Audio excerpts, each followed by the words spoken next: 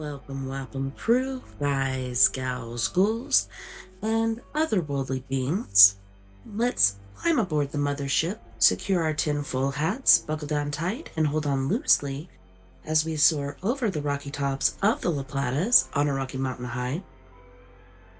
Get sucked into the vortex of the Four Corners and settle down snugly at mile marker 420 in colorful Colorado. I'm your ghostess, TessaTNT, broadcasting tonight from the Mile High Clubhouse. Good morning, good afternoon, and good evening to you, and welcome to We Are Paradox Media's Late Night in the Rockies. It's an honor to have you. I'm so glad you're here. I hope you had a wonderful day. There was a lot going on, as it is No King's Day. And thousands upon thousands of people came out to protest. And of course, Trump had to make a joke of it and be like, I have good news. Luckily, I'm still the princess. President, there is no king that overthrew me. You can relax. But yeah, everyone came out and practice their rights, which I love to see. If you want to listen in your free time, whether you're working it, or working out, feel free to find me on Spreaker.com under We Are Paradox Media, as well as anywhere else you listen to your broadcasts or podcasts, and you will find me there. Hopefully on those, we have all of our episodes, especially on, I believe, Facebook. All of our episodes should be there. Spreaker, our old package that we had, would have you delete shows because you had taken up so much room, but it hasn't done it for the past several months, so that is a good thing. That's an upgrade. The one thing I am sad about is you can no longer do live on Spreaker. So, yeah. I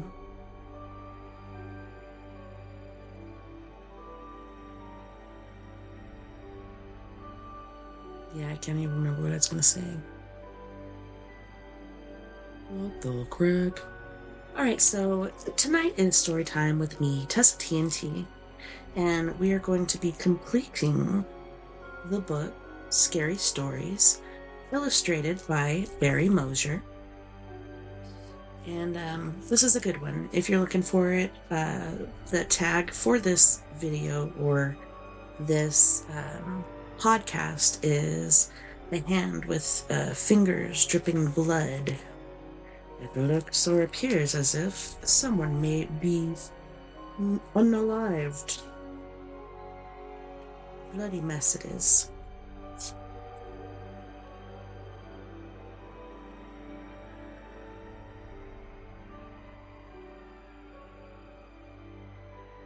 Make sure we are in the correct spottage. Oh yes, here we are. Grandma was busy fingering a pie crust into a pan when Douglas entered the kitchen to place something on the table. Grandma, what's this? She glanced up briefly over her glasses. I don't know. It was square like a box and elastic. It was bright orange in color. It had 4 square tubes, colored blue, attached to it. It smelled funny. Ever see anything like it, Grandma? No. That's what I thought. Douglas left it there, went from the kitchen. 5 minutes later, he returned with something else. How about this? He laid down a bright pink link chain with a purple triangle at one end. Don't bother me, said Grandma. It's only a chain. Next time he returned with 2 hands full. A ring, a square, a triangle, a pyramid, a rectangle, and other shapes. All of them were pliable, resilient, and looked as if they were made of gelatin. This isn't all, said Douglas, putting them down. There's more where this came from. Grandma said, "Yes, yes," in a far-off tone, very busy. "You were wrong, Grandma." "About what?" "About all people being the same inside." "Stop talking nonsense." "Where's my piggy bank?" "On the mantel, where you left it." "Thanks." He tromped into the parlor, reached up for his piggy bank. Grandpa came home from the office at 5. "Grandpa, come upstairs." "Sure, son. Why?" "Something to show you. It's not nice, but it's interesting." Grandpa chuckled, followed his grandson's feet up to Mr. Coberman's room. "Grandma mustn't know about this. She wouldn't like it," said Douglas. He pushed the door wide open. "There."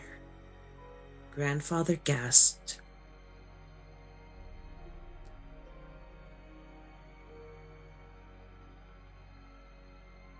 Douglas remembered the next few hours, all the rest of his life, standing over Mr. Coberman's naked body, the coroner, and his assistants.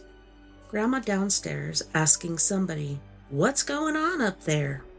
And Grandpa saying shakily, "I'll take Douglas away on a long vacation so he can forget this whole ghastly affair. Ghastly, ghastly affair."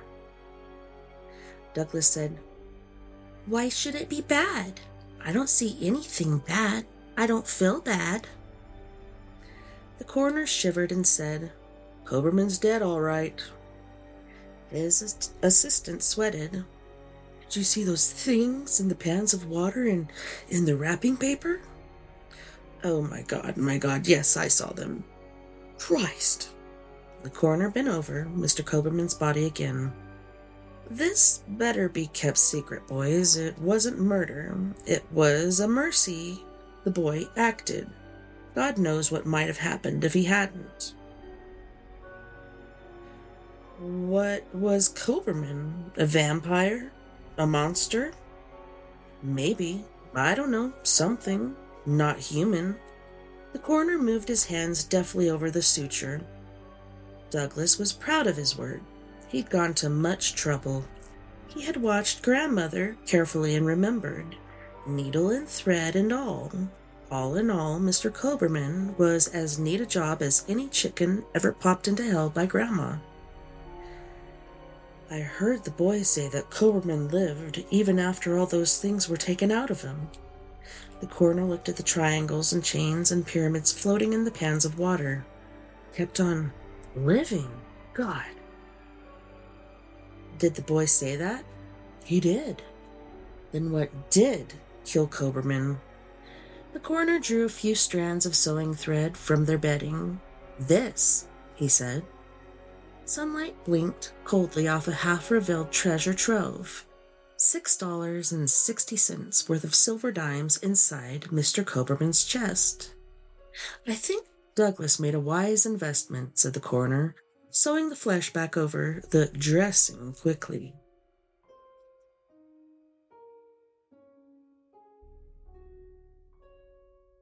The Music on the Hill by Saki.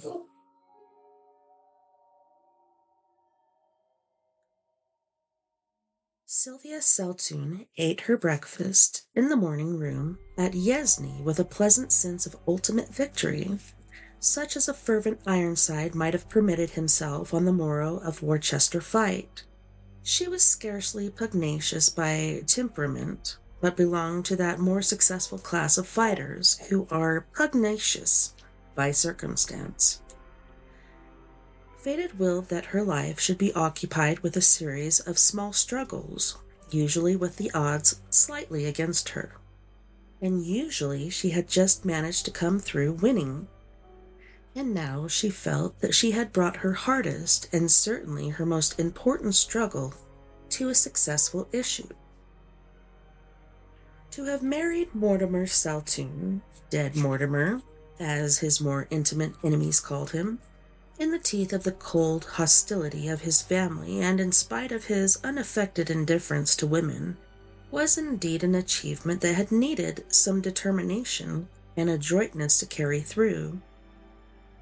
Yesterday she had brought her victory to its concluding stage by wrenching her handsome away from town in its group of satellite watering places and settling him down in the vocabulary of her kind.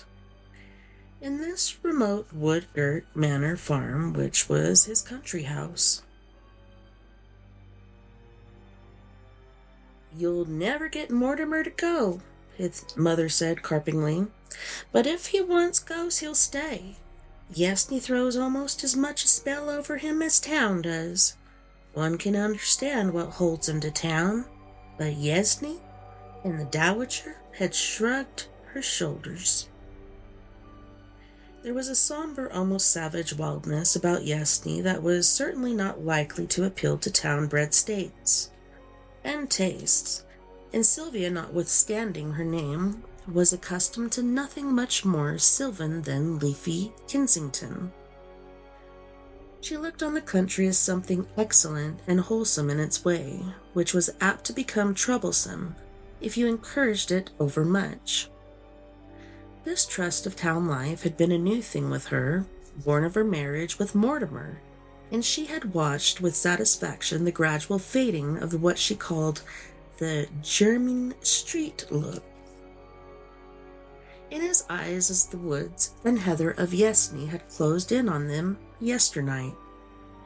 Her willpower and strategy had prevailed. Mortimer would stay. Outside the morning-room windows was a triangular slope of turf, which the indulgent might call a lawn, and beyond its low hedge of neglected fuchsia bushes, a steeper slope of heather and bracken dropped down into cavernous combes overgrown with oak and yew. In its wild open savagery there seemed a stealthy linking of the joy of life with the terror of unseen things. Sylvia smiled complacently as she gazed with a school of art appreciation at the landscape, and then, of a sudden, she almost shuddered.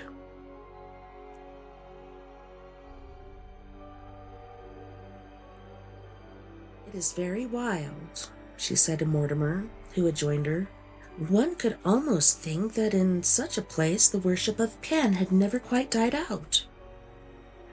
"The worship of Pan never has died out," said Mortimer.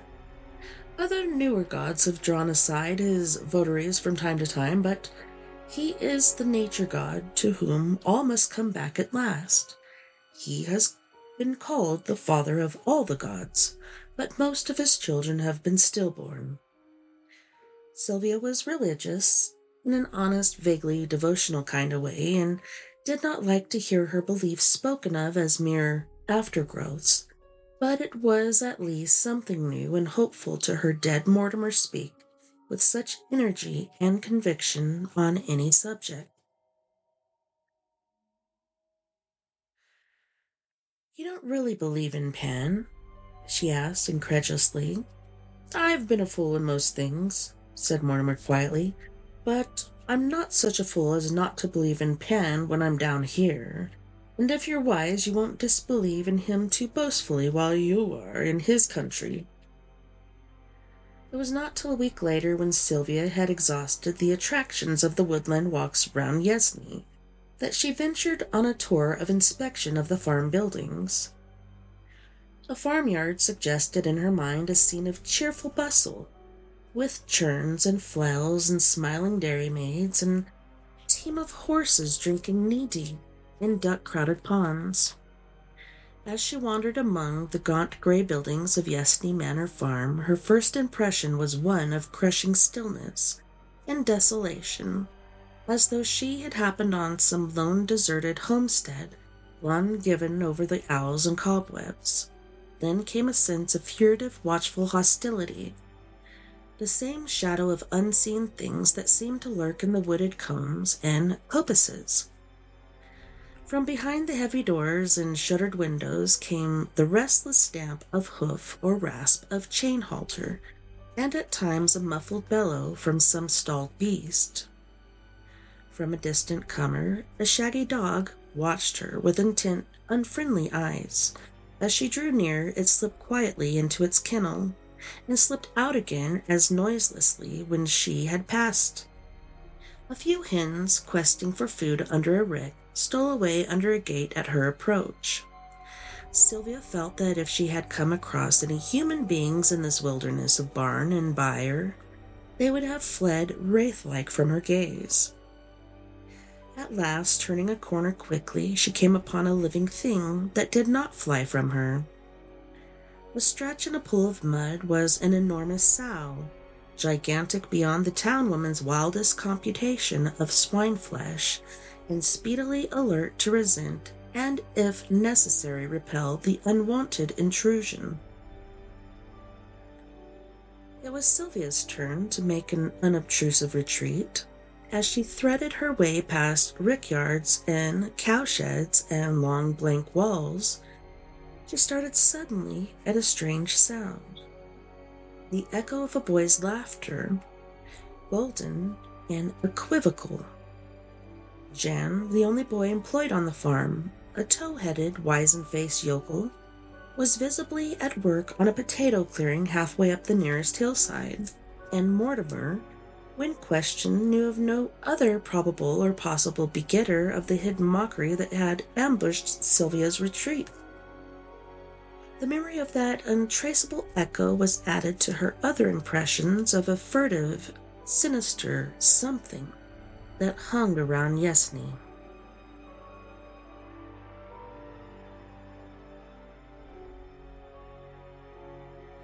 Of Mortimer she saw a very little farm, and woods and trout streams seemed to swallow him up from dawn till dusk. Once following the direction she had seen him take on the morning, she came to open space in a nut copse, further shut in by huge yew trees, in the center of which stood a stone pedestal surmounted by a small bronze figure of a youthful Pan. It was a beautiful piece of workmanship, but her attention was chiefly held by the fact that a newly cut bunch of grapes had been placed as an offering at its feet. Grapes were none too plentiful at the manor house, and Sylvia snatched the bunch angrily from the pedestal. Contemptuous annoyance dominated her thoughts as she strolled slowly homeward, and then gave way to a sharp feeling of something that was near, or very near, fright. Across a thick tangle of undergrowth a boy's face was scowling at her, brown and beautiful, with unutterably evil eyes. It was a lonely pathway. All pathways round Yesney were lonely for the matter of that, and she sped forward without waiting to give a closer scrutiny to this sudden apparition. It was not till she had reached the house that she discovered that she had dropped the bunch of grapes in her flight. "I saw a youth in the wood today," she told Mortimer that evening. "Brown-faced and rather handsome, but a scoundrel to look at. A gypsy lad, I suppose." "A reasonable theory," said Mortimer. "Only there aren't any gypsies in these parts at present." "Then who was he?" asked Sylvia, and as Mortimer appeared to have no theory of his own, she passed on to recount her finding of the votive offering. "I suppose it was your doing," she observed. "It's a harmless piece of lunacy, but people would think you dreadfully silly if they knew of it." "Did you meddle with it in any way?" asked Mortimer. I threw the grapes away. It seems so silly," said Sylvia, watching Mortimer's impassive face for a sign of annoyance. "I don't think you were wise to do that," he said reflectively. "I've heard it said that the wood gods are rather horrible to those who molest them." "Horrible, perhaps, to those that believe in them, but you see I don't," retorted Sylvia.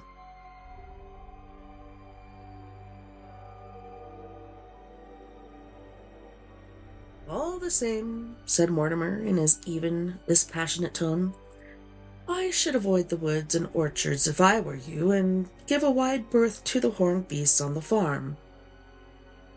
It was all nonsense, of course, but in that lonely wood-girt spot, nonsense seemed able to rear a bastard brood of uneasiness.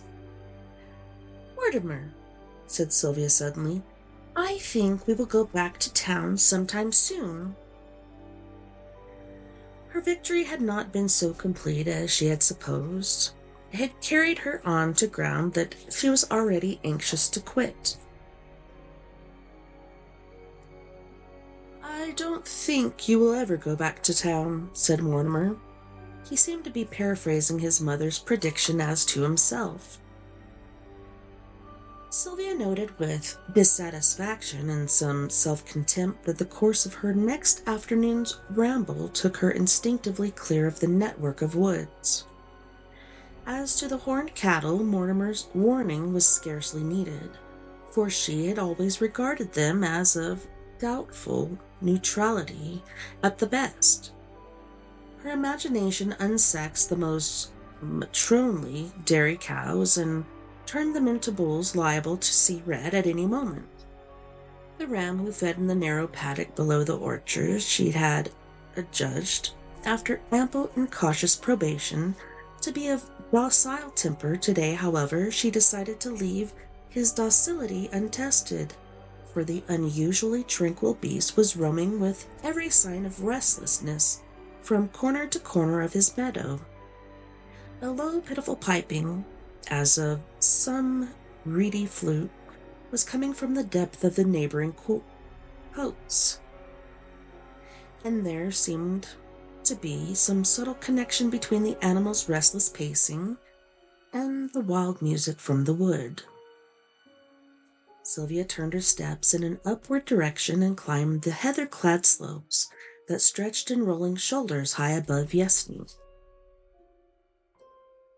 She had left the piping notes behind her, but across the wooded combes at her feet the wind brought her another kind of music, the straining bay of hounds in full chase. Yesney was just on the outskirts of the Devon and Somerset country, and the hunted deer sometimes came that way. Sylvia could presently see a dark body, breasting hill after hill, and sinking again and again out of sight as he crossed the combes, while behind him steadily swelled that relentless chorus, and she grew tense with the excited sympathy that one feels for any hunted thing in whose capture one is not directly interested.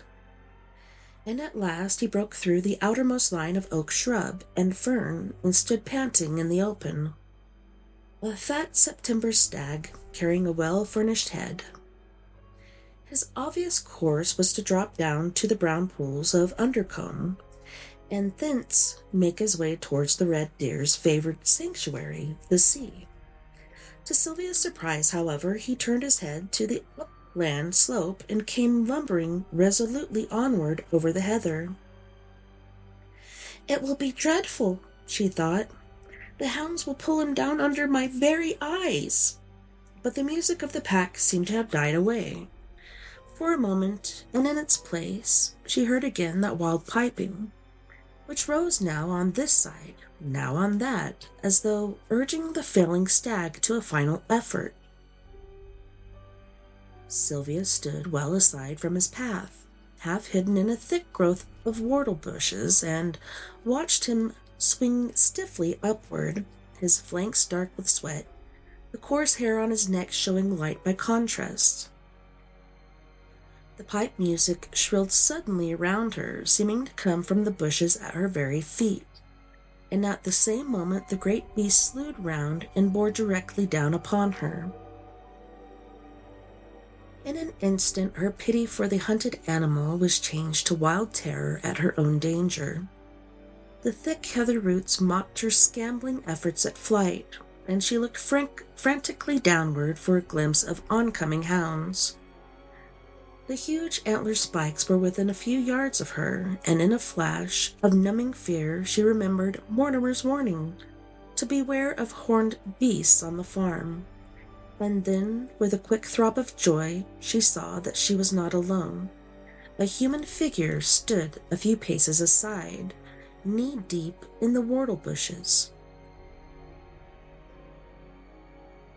"Drive it off! she shrieked, but the figure made no answering movement. The antlers drove straight at her breast. The acrid smell of the hunted animal was in her nostrils, but her eyes were filled with the horror of something she saw other than her oncoming death. And in her ears rang the echo of a boy's laughter, golden and equivocal.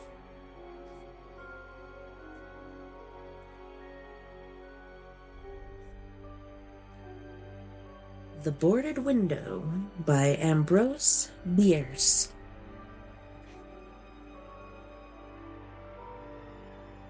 In 1830, only a few miles away from what is now the great city of Cincinnati, lay an immense and almost unbroken forest. The whole region was sparsely settled by people of the frontier, restless souls who no sooner had hewn fairly habitable homes out of the wilderness and attained to that degree of prosperity which today we should call indigence, then, impelled by some mysterious impulse of their nature, they abandoned all and pushed farther westward to encounter new perils and privations in the effort to regain the meager comforts which they had voluntarily renounced. Many of them had already forsaken that region for the remoter settlements, but among those remaining was one who had been of those first arriving. He lived alone in a house of logs surrounded on all sides by the great forest, of whose gloom and silence he seemed a part, for no one had ever known him to smile nor speak a needless word. His simple wants were supplied by the sale or barter of skins of wild animals in the river town, for not a thing did he grow upon the land which, if needful, he might have claimed by right of undisturbed possession. There were evidences of improvement. A few acres of ground immediately about the house had once been cleared of its trees, and decayed stumps of which were half concealed by the new growth that had been suffered to repair the ravage wrought by the axe. Apparently the man's zeal for agriculture had burned with a failing flame, expiring in penitential ashes.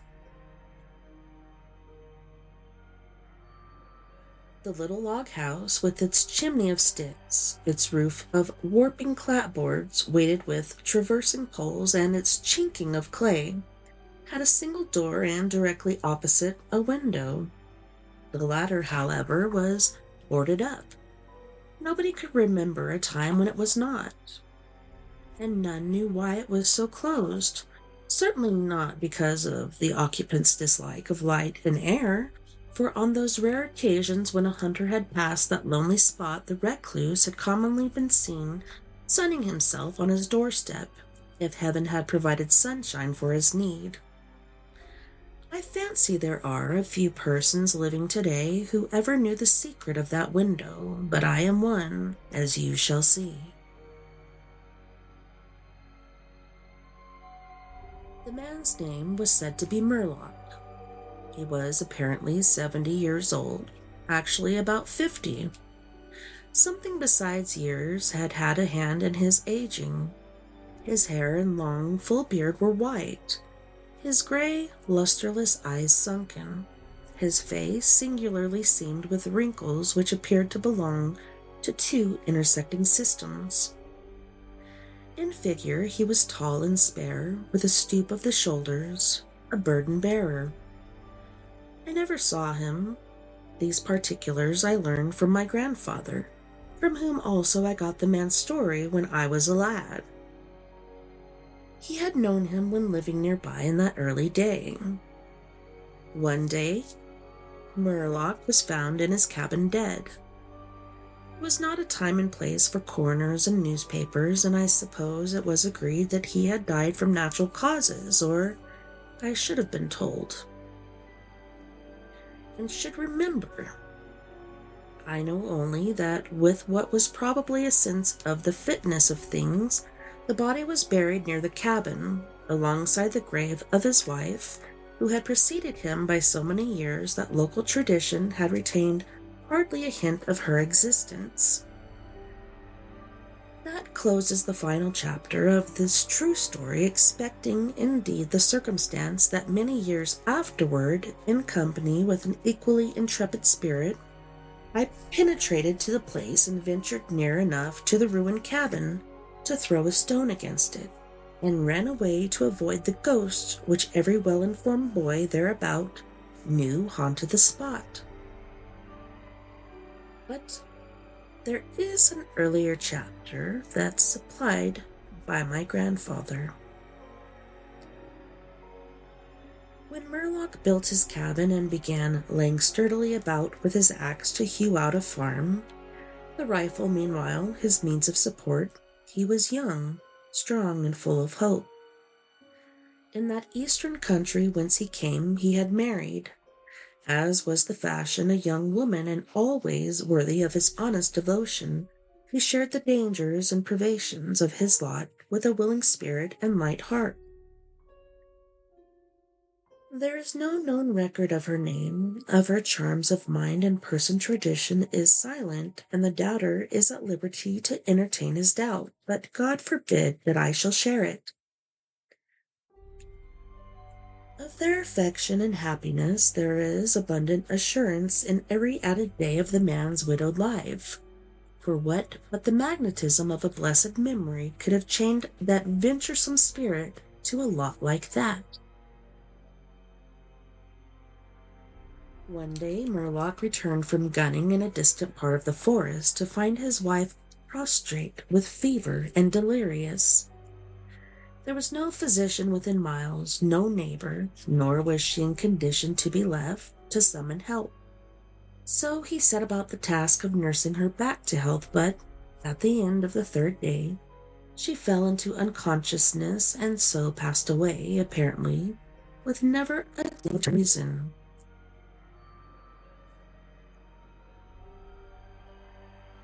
From what we know of a nature like this, we may venture to sketch in some of the details of the outline picture drawn by my grandfather. When convinced that she was dead, Murlock had sense enough to remember that the dead must be prepared for burial. In performance of this sacred duty, he blundered now and again, did certain things incorrectly, and others which he did correctly were done over and over.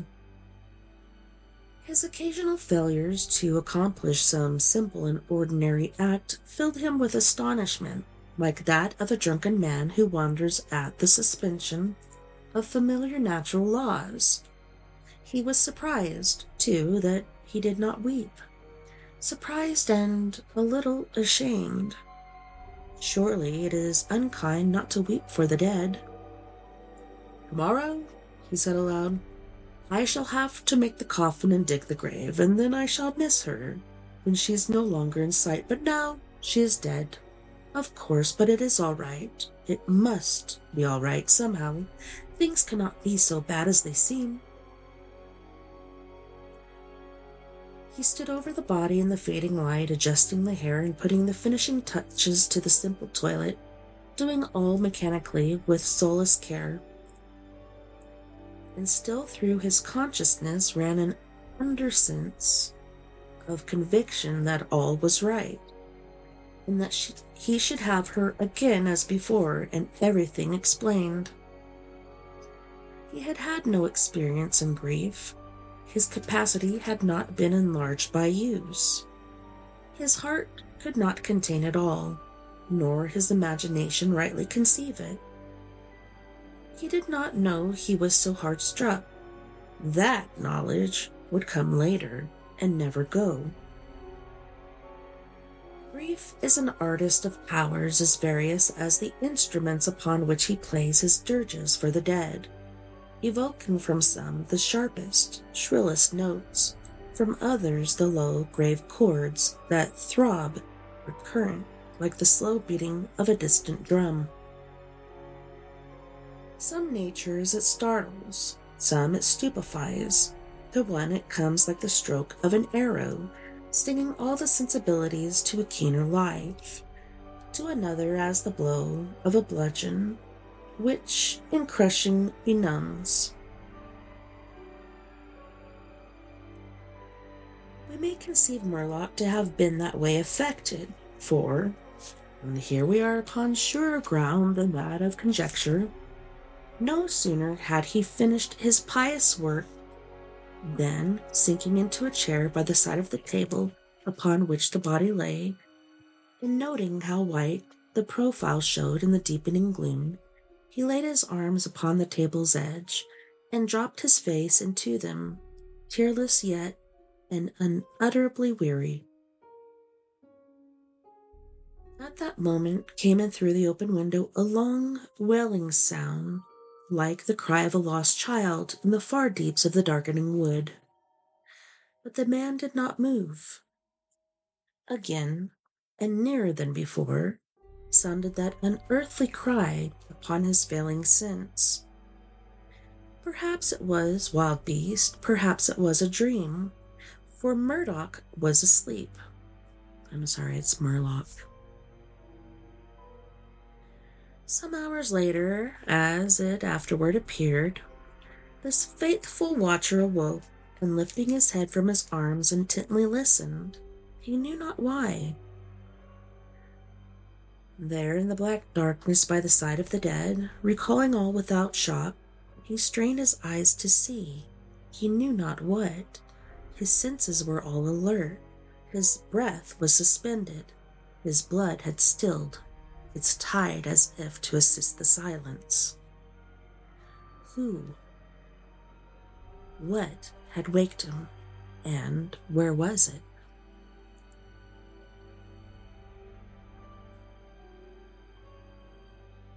Suddenly the table shook beneath his arms, and at the same moment he heard, or fancied that he heard, a light soft step. Another. Sounds of bare feet upon the floor? He was terrified beyond the power to cry out or move. Perforce he waited there in the darkness through seeming centuries of such dread as one may know, yet live to tell. He tried vainly to speak the dead woman's name, vainly to stretch forth his hand across the table to learn if she were there. His throat was powerless, his arms and hands were like lead. Then occurred something most frightful. Some heavy body seemed hurled against the table, with an impetus that pushed it against his breast so sharply as nearly to overthrow him, and at the same instant he heard and felt the fall of something upon the floor, with so violent a thump that the whole house was shaken by the impact. A scuffling ensued, and a confusion of sounds impossible to describe. Murloc had risen to his feet. Fear had by excess forfeited control of his faculties. He flung his hands upon the table. Nothing was there. There is a point at which terror may turn to madness, and madness incites to action.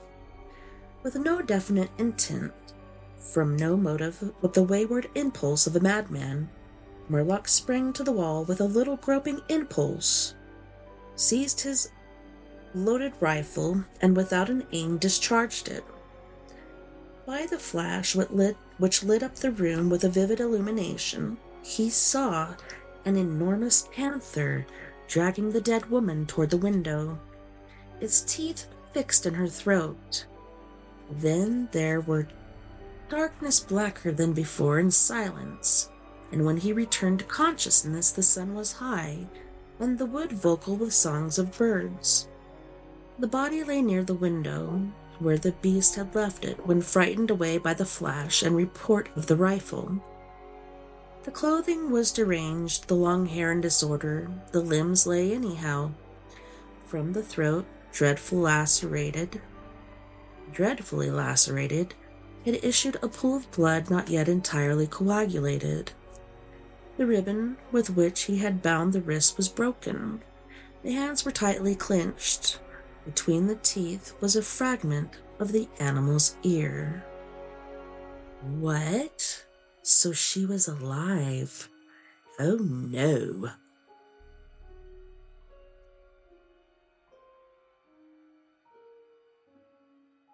Fingers on the Back of the Neck by Margaret Mahy.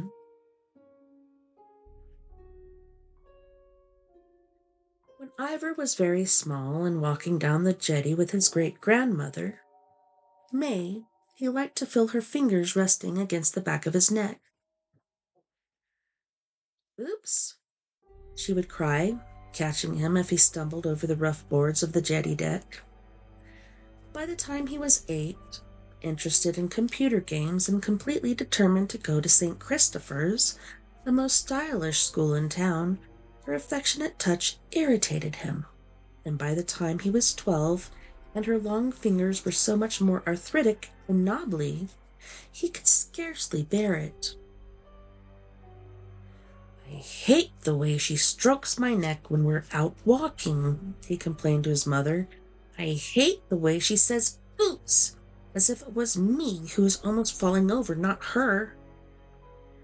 "Put up with it," his mother said. "It'll all be worth it one day.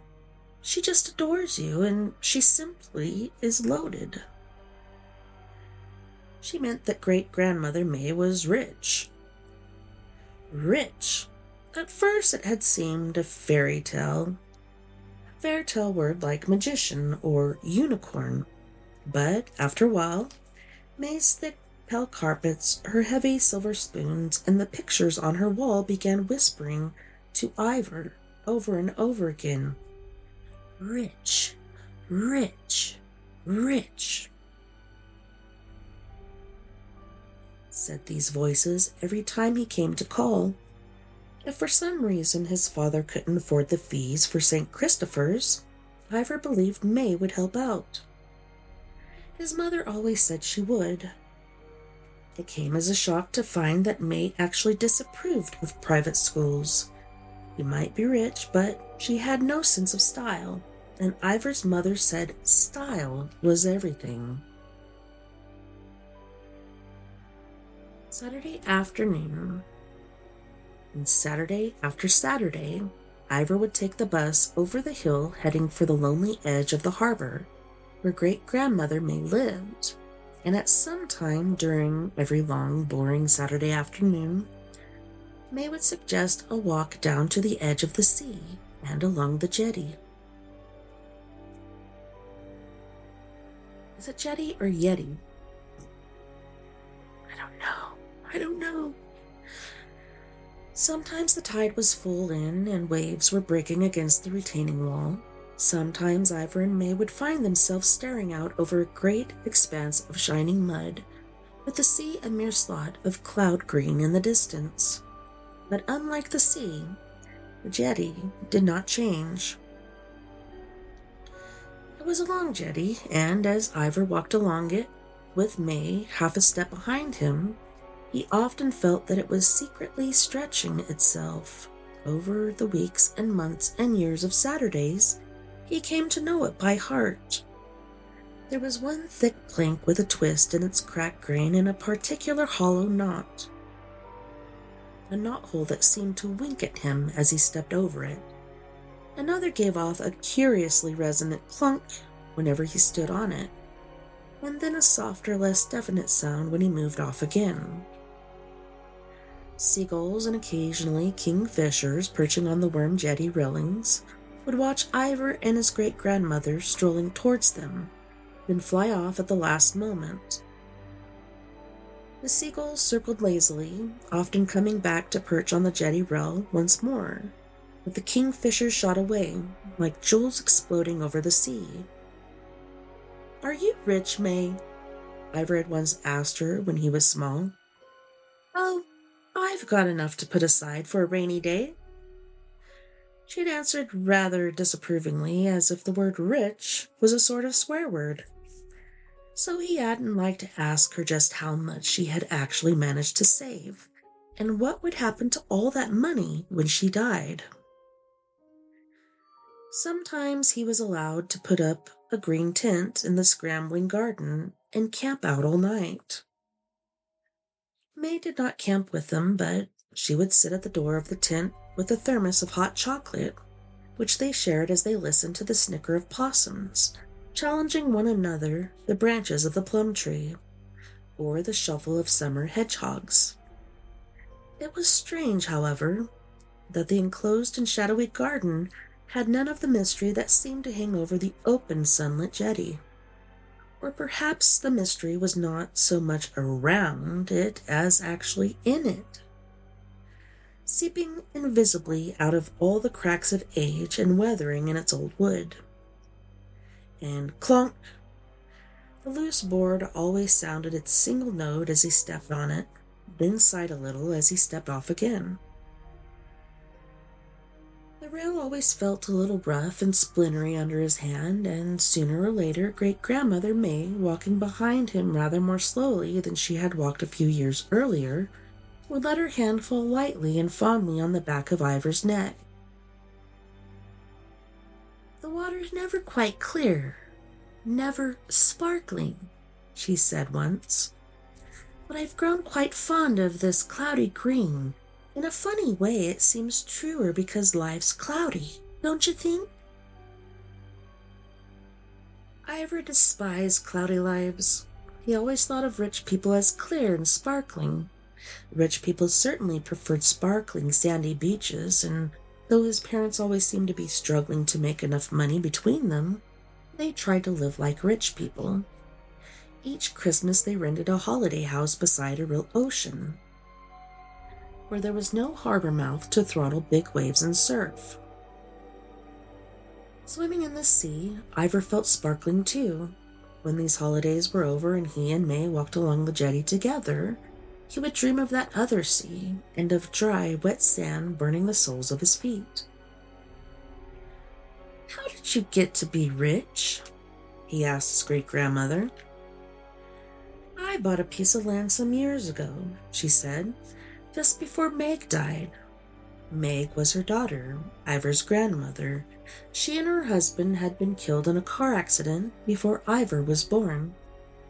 "And then I sold it for a lot of money, but really I'm well-to-do because I live simply. I don't spend a lot." "Mum says you're rich," said Ivor. "She says you could help us a lot more than you do." May was silent for a moment. "You probably know that I think your parents waste money," she said at last, "and I don't like waste. I look after money carefully because one of these days I'll probably have to pay someone to look after me." She broke off. She paused. "Oh my goodness, what has happened here?" An oval hole had been burned through the thick planks close to the jetty rail, still smoldering at the edges. Someone must have lit a fire on the jetty. "Why would anyone do a stupid thing like that?" May said angrily.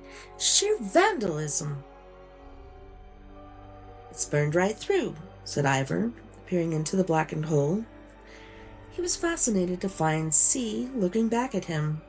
It was as if the jetty had suddenly grown an eye, black where human eyes were white, with a deep, shifty green pupil. It was an eye with the power to read minds. He sprang back from the hole. "I don't think it's dangerous," May said. I don't think it's likely to start burning again, but I'll ring the harbor board when I get home." They reached the end of the jetty. The tide was in, and they walked down the steps to the very edge of the water. "Be careful," said May, as if he were still only a little kid of 4, but Ivor barely heard her. "I looked into you back there," the sea seemed to be telling him.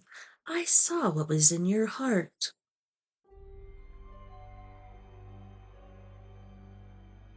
On the way home, he took care to walk as far as possible from the burned eye, and by next Saturday the hole was patched over with a square of tin. It gave out a clashing note of its own when Ivor stepped on it, which he often did, grinding his foot hard down, for even though it was blinded, he knew the eye was still there under the lid, and that it always recognized his step. By the time he turned 12, Ivor had mostly stopped visiting May, for as he grew older, his parents began including him more and more in their own adventures. "Let's really go away this Christmas," his mother said. "I don't just mean up north. Let's pop over to Oz, go to the Gold Coast, have a wee gamble." "Trust you to come up with a scheme like that," said his father, sounding both fond and irritated. "It hasn't been a great year business-wise, and we'll have big school fees next year if Ivor goes to St. Christopher's." "What do you mean, if?" asked Ivor, suddenly alarmed. "Well, nothing's certain in this life," his father replied. "I do my best, but I'm not made of money. In St. Christopher's, well, it's a very expensive school." But Ivor's mother hooked her arm affectionately round his father's neck. "All work and no play makes Jack a dull boy," she cried, "and Ivor and I don't like dull boys. We like Kit Kats." Kit Kats were what the boys from St. Christopher's were often called. Anyhow, who knows? We might win enough to pay the fees 10 times over. "If I had $1 for every time I've heard you come up with an argument like that, we'd be able to buy the whole school," said his father. All the same, they flew business class to the Gold Coast, where the sea was sparkling and beautiful, and there was plenty of warm sand. The beaches were crowded, but Ivor loved crowds. He realized that the lonely old jetty had always frightened him in some way. It had always made him feel it was about to reveal some terrible accident. Yet nothing terrible had ever happened on the jetty. May would certainly have told him if it had. Of course, May loved him. Ivor knew that. But he knew by now that he didn't particularly enjoy love, unless other good things went with it. Halfway through the holiday, one of May's neighbors rang to tell them that May had had a bad fall. She was in a wheelchair with neighbors watching over her and a district nurse calling in once a day. "It was a bad break," the neighbor told Ivor's father. "When are you coming home?" "In about 5 days," Ivor's father said. "We'd come sooner, but you know what the holiday season's like. Every flight is booked solid." When they did go back home, however, Ivor's father drove over to see May immediately. He came back looking sad and troubled. "She's not too bad," he said. "Well, she's frail but reasonably cheerful, however." He looked at Ivor and his mother cautiously. It might be a good idea for Ivor to forget about St. Kitts for a year or two. Ivor and his mother cried out as if they had both been stabbed. No harm in going to a state school just for a bit, is there? "There's all the difference in the world," exclaimed Ivor's mother. "Well, you should have thought of that before," Ivor's father snapped back. "I warned you over and over again. We spent a lot on that holiday, more than even I thought we'd spend, and May won't be able to help us." "Why not?" cried Ivor's mother. "She's going to need a full-time live-in housekeeper to take care of her, and they don't come cheap," his father exclaimed. "And she might live for years anyhow. I don't think she'd be too impressed if I asked her for money right now, even for Ivor, not after our gambling holiday." Ivor looked at his reflection in the looking-glass over the sideboard. He looked strong and sure of himself. Perfect Kit Kat material. While his parents argued behind him, he checked the paper for tide times. Fill tide was in the late afternoon. The following day, Saturday, he took the bus as usual, delighted with himself for feeling so calm and businesslike. This was what it was like to be grown up and in charge of life. All the same, it gave him a shock to see his great-grandmother so much thinner and frailer than she had looked even 6 weeks earlier. The flesh of her face draped over its bones like the theater curtain, ready to drop and reveal the smiling skull below. May's eyes were more deeply sunken than they had been, her hair greasy and uncared for. She looked up nervously as he came into the room, and then, when she saw it was Ivor, beamed with relief and pleasure. "Ivor, my dear," she said, "what a lovely surprise. I didn't know you were coming." "I just grabbed the chance," he said. "I've really missed you." He gave her a big bear hug. "Tea?" she asked him. Ivor glanced casually at his watch. "Great," he said, "but let me go for a walk first, just to look at everything all over again." "What? Go down to the jetty without you?" cried Ivor. "No way!"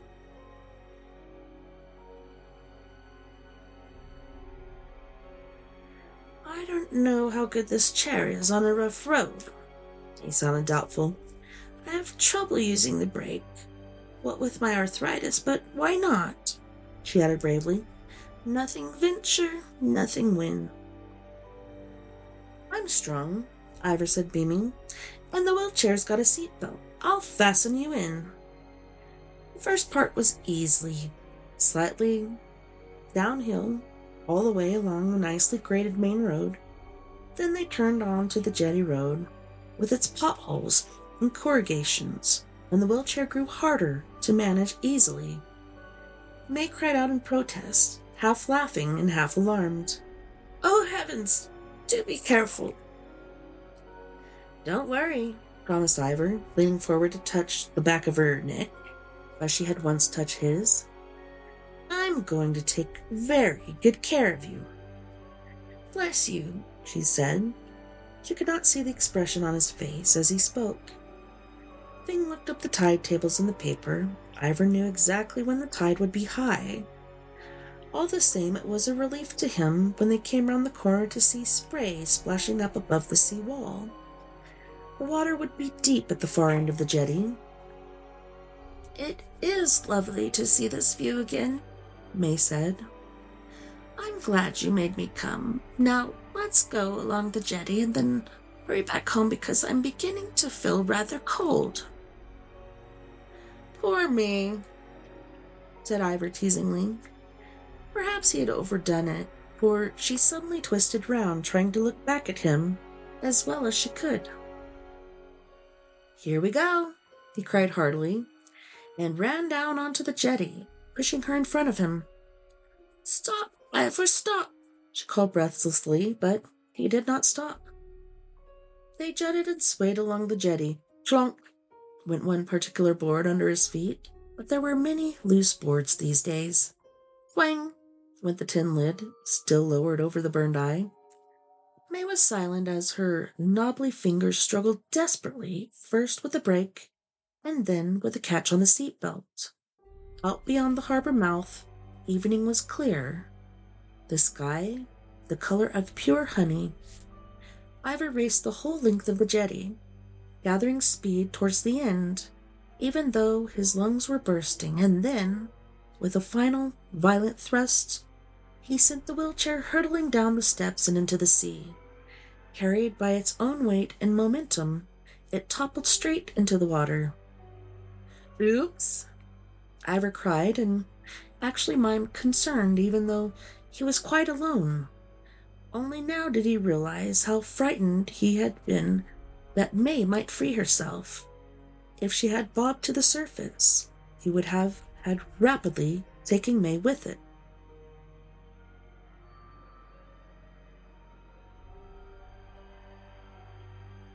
He would have to hold her under, and that would have been horrible.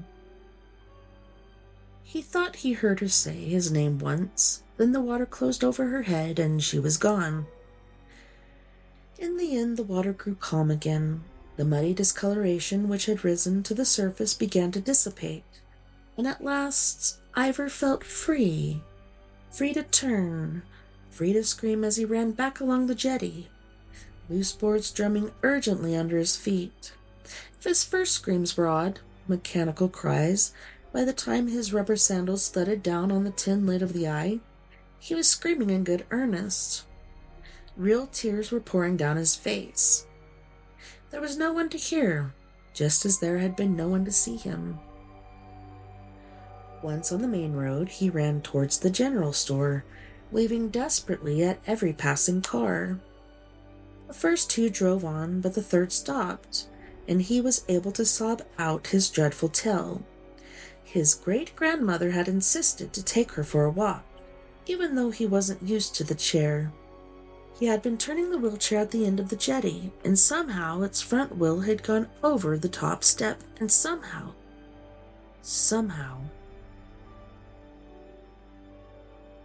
Ivor wept. There was something he could do quite easily. He wept at intervals for the rest of the evening while people told him it was not his fault, that it had been a terrible accident. As Ivor repeated his story over and over again, he began to believe it himself. It seemed as if it must be true, and then an odd thing happened. As he wept for the last time that evening, his hands came across his streaming eyes. He suddenly saw with great clarity a vision no bigger than a bright postage stamp. There was the jetty, dark against the green water. There was its reflection in the sea below, and there, leaning on the railing, was someone holding a bunch of white and yellow flowers. The shock of this sudden picture made Ivor gasp. "Darling," said his mother, "poor boy." He took his hands from his face and looked at her out of swollen eyes. "What a nightmare," she went on. "But listen, Ivor, I know it seems a callous thing to say, but it wouldn't have been much fun for her from now on. It would have been downhill all the way. It's for the best, really, it's for the best." And then she gave him the look of someone sharing a terrible secret, which was almost as alarming as the vision of the figure with the flowers. After the funeral, Ivor and his parents, along with a few close friends, took a short memorial walk down the jetty. Ivor's father had a fancy to throw flowers into the sea at the spot where May had so often stood gazing up at the sky or out to the mouth of the harbor. "You carry them, Ivor," said his father. "She'd like you to be the one to throw them into the sea for her." Ivor could not refuse. He took the flowers, hiding his horror. They were not from a florist. This posy had been gathered from May's own garden. Yellow and white daisies mixed with yellow and white roses. Walking down the jetty behind his father, his palms pressed against the stems, Ivor felt those stems changing. Suddenly they felt exactly like May's knobbly fingers. They shifted against his palm, then curled around his own hand and gave it a gentle squeeze. "Now," said his father, and Ivor threw the flowers into the water at the exact spot where the wheelchair had sunk 4 days earlier, shuddering as he did so. The flowers bobbed gently on the slow green ripples. "Ivor, Ivor, Ivor," said the loose boards in rattling voices.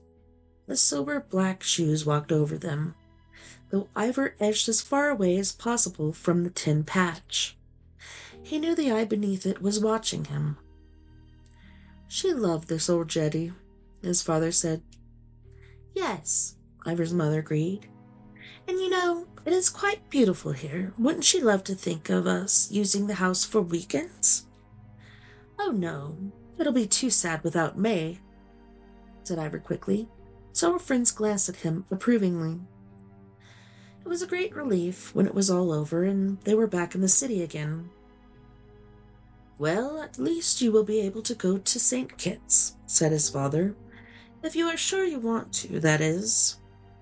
"I am sure," said Ivor, surprised at his own calm voice. "I want it more than anything." In due course he went to St. Christopher's, and though he did not forget the harbor and the jetty or the wheelchair sinking slowly but steadily from sight, it seemed a small price to pay for the life he now had. Both his parents seemed so relieved and happy, and he had the pleasure of being one of Kit Kat's, the top cats in town. Occasionally, some people looked critically at his school uniform, but these were triumphant moments, for Ivor knew that they were all secretly jealous of him. But then, one day, as he put his hand on the railing in the sports pavilion, he felt not the smooth paint, but the familiar cracked and splintering wood of the jetty rail. There was no doubt about it. At the same time, the breeze blowing across the sports ground suddenly filled with a familiar scent of mud and salt, and of seaweed drying, even rotting a little, at an invisible high tide line. Clunk, said a loose board under his foot, and he thought his heart would stop with sheer fright. And once these illusions had begun, they happened more and more frequently. The corridors at the school stretched themselves before him, rather as the jetty had once stretched itself, seeming to promise a dark surprise somewhere along the way. Ivor walked steadily on, hoping the illusion would disappear. It did, only to come again the next day, and the day after that as well. At the end of the week, angry and frightened, he decided to take the bus over the hill one last time. By walking down the jetty on a bright day, he meant to remind himself that it was merely an old wooden jetty slowly falling to pieces. This might stop its ghastly intrusions into his city life. The jetty belonged to the sea side of the hill and must not be allowed to invade his city side as well. The bus stopped and he got out, walking quickly past May's old house, which now wore a desolate, overgrown air. Down the familiar winding road he walked, and around the corner. A film of water lying across the mud reflected the blue sky and the hills so perfectly it filled him with amazement. It was as if he were seeing two separate worlds, set edge to edge. Yet the reflected world was not a perfect duplication of the real one. It was a little smudged, as if he were seeing it through a faint haze, a faint fog. Quickly, thought Ivor, down the jetty, for the last time even, with a bit of luck. Don't hurry. Don't seem scared in any way. After all, there's nothing to be afraid of. It's all in the mind. As he stepped onto the jetty, he felt a curious shock. The whole world seemed to flick out of existence for a second, then flick back again. Ivor paused as he looked around. Sky, hills, jetty, everything was in place. But that haze was not just a haze, but a real fog. And how it surged to meet him as he took a step towards it. Where had that come from so quickly? Within a moment, it was all around him. But Ivor had walked along the jetty on other foggy days. He knew he could not possibly get lost. Clunk, sang the loose board under his foot. Bennett sighed a little as he stepped off it again. Other boards began rattling a chant of Ivor, Ivor, Ivor. The fog was so thick by now that it was no longer possible to see ahead. So he watched his moving feet, and suddenly there was the burned eye watching him go by. Someone had prized the tin lid away. Funny, thought Ivor, pausing. He frowned. Hadn't the tide been out? Yet the sea was definitely surging on the other side of that blackened hole. And listen, there, and there again. He could hear the chuckle and slap of waves against the jetty piles. The fog shifted and parted a little. The tide was indeed fully and rippling closely under the deck of the jetty. Something bobbed on the ripples, a bunch of white and yellow flowers, daisies and roses as fresh as the day he had thrown them into the water, all those months ago. Suddenly, Ivor knew he could go no further. He would have to put up with the ghosts on the other side of the hill, and if he were calm and brave, he would probably grow out of them. Anything anything was better than this.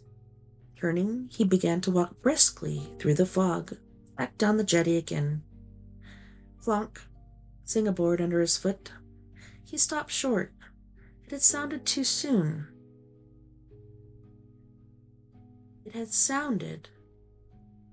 Ivor shook his head, as if he were flicking something unpleasant out of his ears, and walked on. And there was the eye watching him retreat. Ivor, Ivor, Ivor, said the rattling chorus under his feet. Only a few more yards now, and he'd be on land again.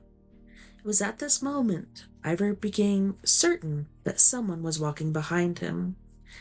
He couldn't quite say how he knew, for his own footsteps were the only ones he could hear. All the same, he knew the fog was inhabited, straining his ears to hear the least sound. He scarcely noticed when he passed the burned eye a second and then a third time, but when he saw it for the fourth time he understood. He had stepped out of the real world and was now walking through another terrible place. Back in the real world, he was suddenly sure the sun was shining on an old jetty. Back in the real world, that old jetty was standing up to its ankles in mud and water, and the tide was out. But he was doomed to walk endlessly in either direction, for this jetty would go on forever into infinite fog. Plonk. Yes, of course. He would hear that sound over and over and over again. And there was the eye, watching him go by once more.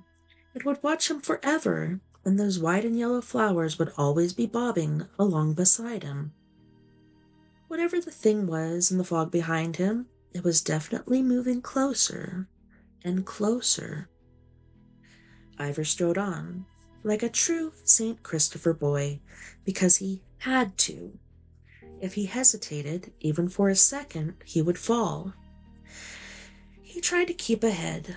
At least he even tried to run, but his foot caught on an uneven board and he stumbled.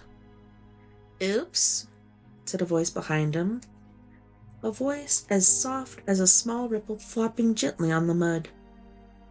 Knobbly fingers stroked the back of his neck, lightly and lovingly, and Ivor knew that this time their soft caress would last forever.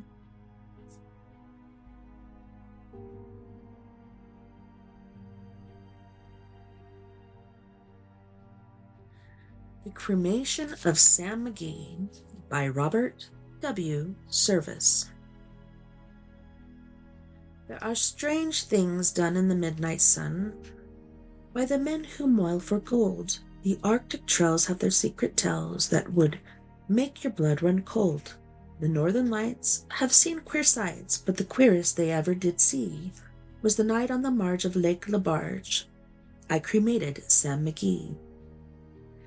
Now Sam McGee was from Tennessee, where the cotton blooms and blows. Why he left his home in the south of Rome, round the pole, God only knows. He was always cold, but the land of gold seemed to hold him like a spell, though he'd often say in his homely way that he'd sooner live in hell. On a Christmas day we were mushing our way over the Dawson Trail. Talk of your cold, through the parka's fold it stabbed like a driven nail. Of our eyes we'd closed, and the lashes froze, till sometimes we couldn't see. It wasn't much fun, but the only one to whimper was Sam McGee. And that very night, as we lay packed tight in our robes beneath the snow, when the dogs were fed and the stars o'erhead were dancing heel and toe, he turned to me, and "Cap," says he, "I'll cash in this trip, I guess. And if I do, I'm asking you, won't refuse my last request." Well, he seemed so low that I couldn't say no. Then he says with a sort of moan, "It's the cursed cold, and it's got right hold, till I'm chilled clean through to the bone. Yet 'tain't being dead, it's my awful dread of the icy grave that pains. So I want you to swear that, foul or fair, you'll cremate my last remains." A pal's last need is a thing to heed, so I swore I would not fail, and we started on at the streak of dawn, but God, He looked ghastly pale. He crouched on the sleigh, and he raved all day of his home in Tennessee, and before nightfall a corpse was all that was left of Sam McGee. There wasn't a breath in that land of death, and I hurried horror-driven, with a corpse half hid that I couldn't get rid 'cause of a promise given. It was lashed to the sleigh, and it seemed to say, "You may tax your brawn and brains, but you promised true, and it's up to you to cremate those last remains." Now a promise made is a debt unpaid, and the trail has its own stern code. In the days to come, though my lips were numb, in my heart how I cursed that load. In the long, long night, by the lone firelight, while the huskies round in a ring howled out their woes to the homeless snow, oh God, how I loathed the thing. And every day that quiet clay seemed to heavy and heavier grow, and on I went, though the dogs were spent, and the grub was getting low. The trail was bad, and I felt half mad, but I swore I would not give in, and I'd often sing to the hateful thing, and it hearkened with a grin, till I came to the marge of Lake Labarge, and a derelict there lay. It was jammed in the ice, but I saw in a trice it was called the Alice May. And I looked at it, and I thought a bit, and I looked at my frozen chum. "Then here," said I, with a sudden cry, "is my crematorium." Some planks I tore from the cabin floor, and I lit the boiler fire. Some coal I found that was lying around, and I heaped the fuel higher. The flames just soared, and the furnace roared, such a blaze you seldom see. And I burrowed a hole in the glowing coal, and I stuffed in Sam McGee. And I made a hike, for I didn't like to hear him sizzle so. And the heavens scowled, and the huskies howled, and the wind began to blow. It was icy cold, but the hot sweat rolled down my cheeks, and I don't know why. And the greasy smoke and an inky cloak went streaking down the sky. I do not know how long in the snow I wrestled with grisly fear. The stars came out, and they danced about, ere again I ventured near. I was sick with dread, but I bravely said, "I'll just take a peep inside. I guess he's cooked, and it's time I looked." Then the door I opened wide, and there sat Sam, looking cool and calm, in the heart of the furnace roar. And he wore a smile you could see a mile, and he said, "Please close that door.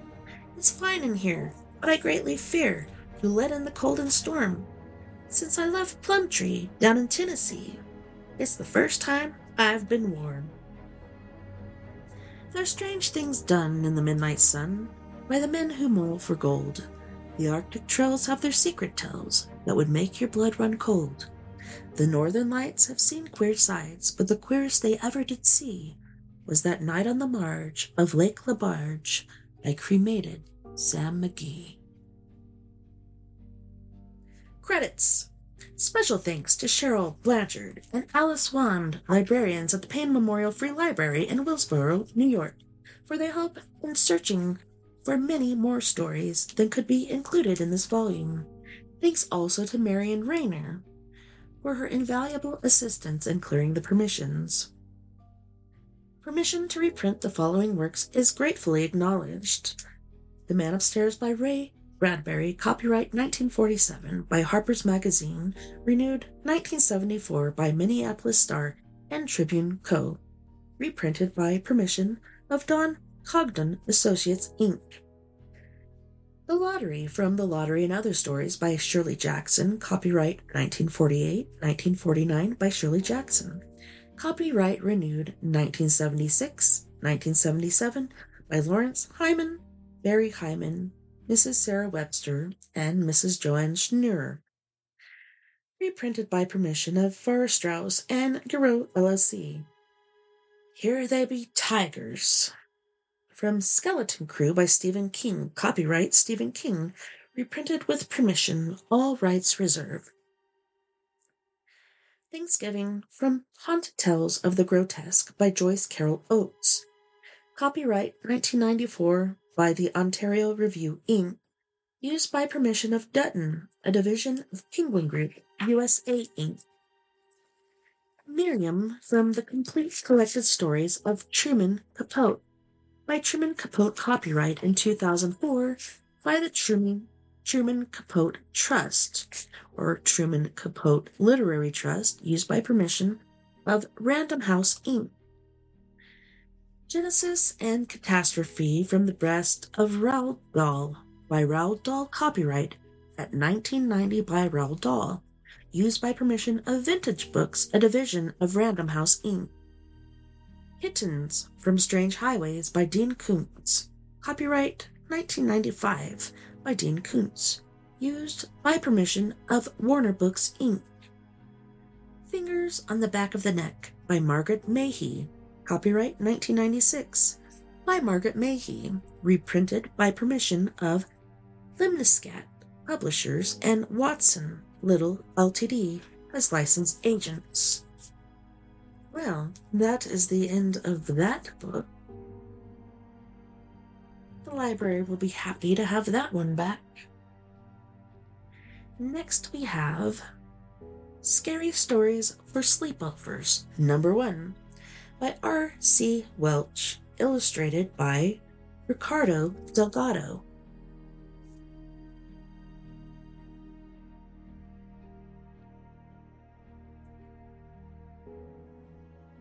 An RGA book. Christern Sloan, Los Angeles. Copyright 1991. Printed in the United States of America. Published simultaneously in Canada. I almost said Canada. All rights reserved. No part of this publication may be reproduced, stored in a retrieval system, or transmitted in any form or by any means, electronic, mechanical, photocopying, recording, or otherwise, without the prior written permission of the publisher. Somebody wrote in this. J. Welch, SCA 310. Library of Congress, Cataloging and Publication Data. Welch, Robert, 1962. Scary Stories for Sleepovers by Robert Welch. 1. Horror Tales American. 2. Children's Stories American. And let's see. To Larry Gibson, who shaped the flame of Tatiana, who fuels it. RCW. To my wife Frances, the best thing in my life. RD. Well, that is so sweet.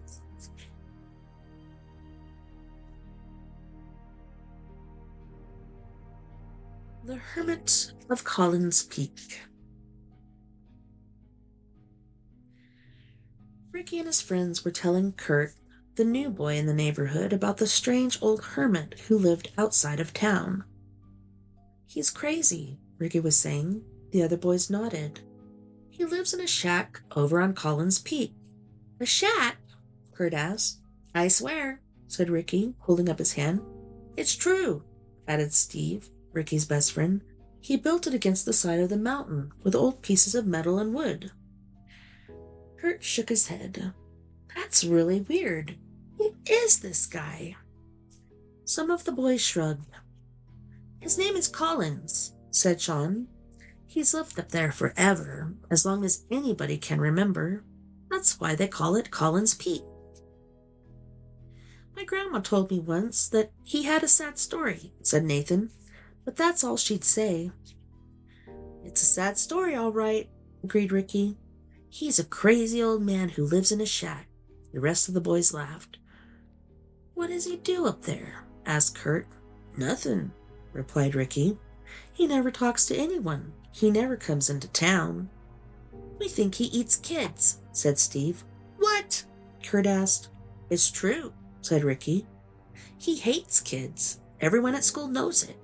His shack's at the end of the big field, and any time somebody sets foot on it, he comes screaming out of nowhere. Get out of here, yelled Sean in his deepest voice. He pulled his head down between his shoulders and limped around in a circle. You stupid kids! Get out of here and leave me alone! If I catch you, I'll turn your backsides red, Steve added. Everyone laughed at that. Yeah, continued Ricky, Sometimes we dare each other to see who can get the closest to his shack before he comes charging out.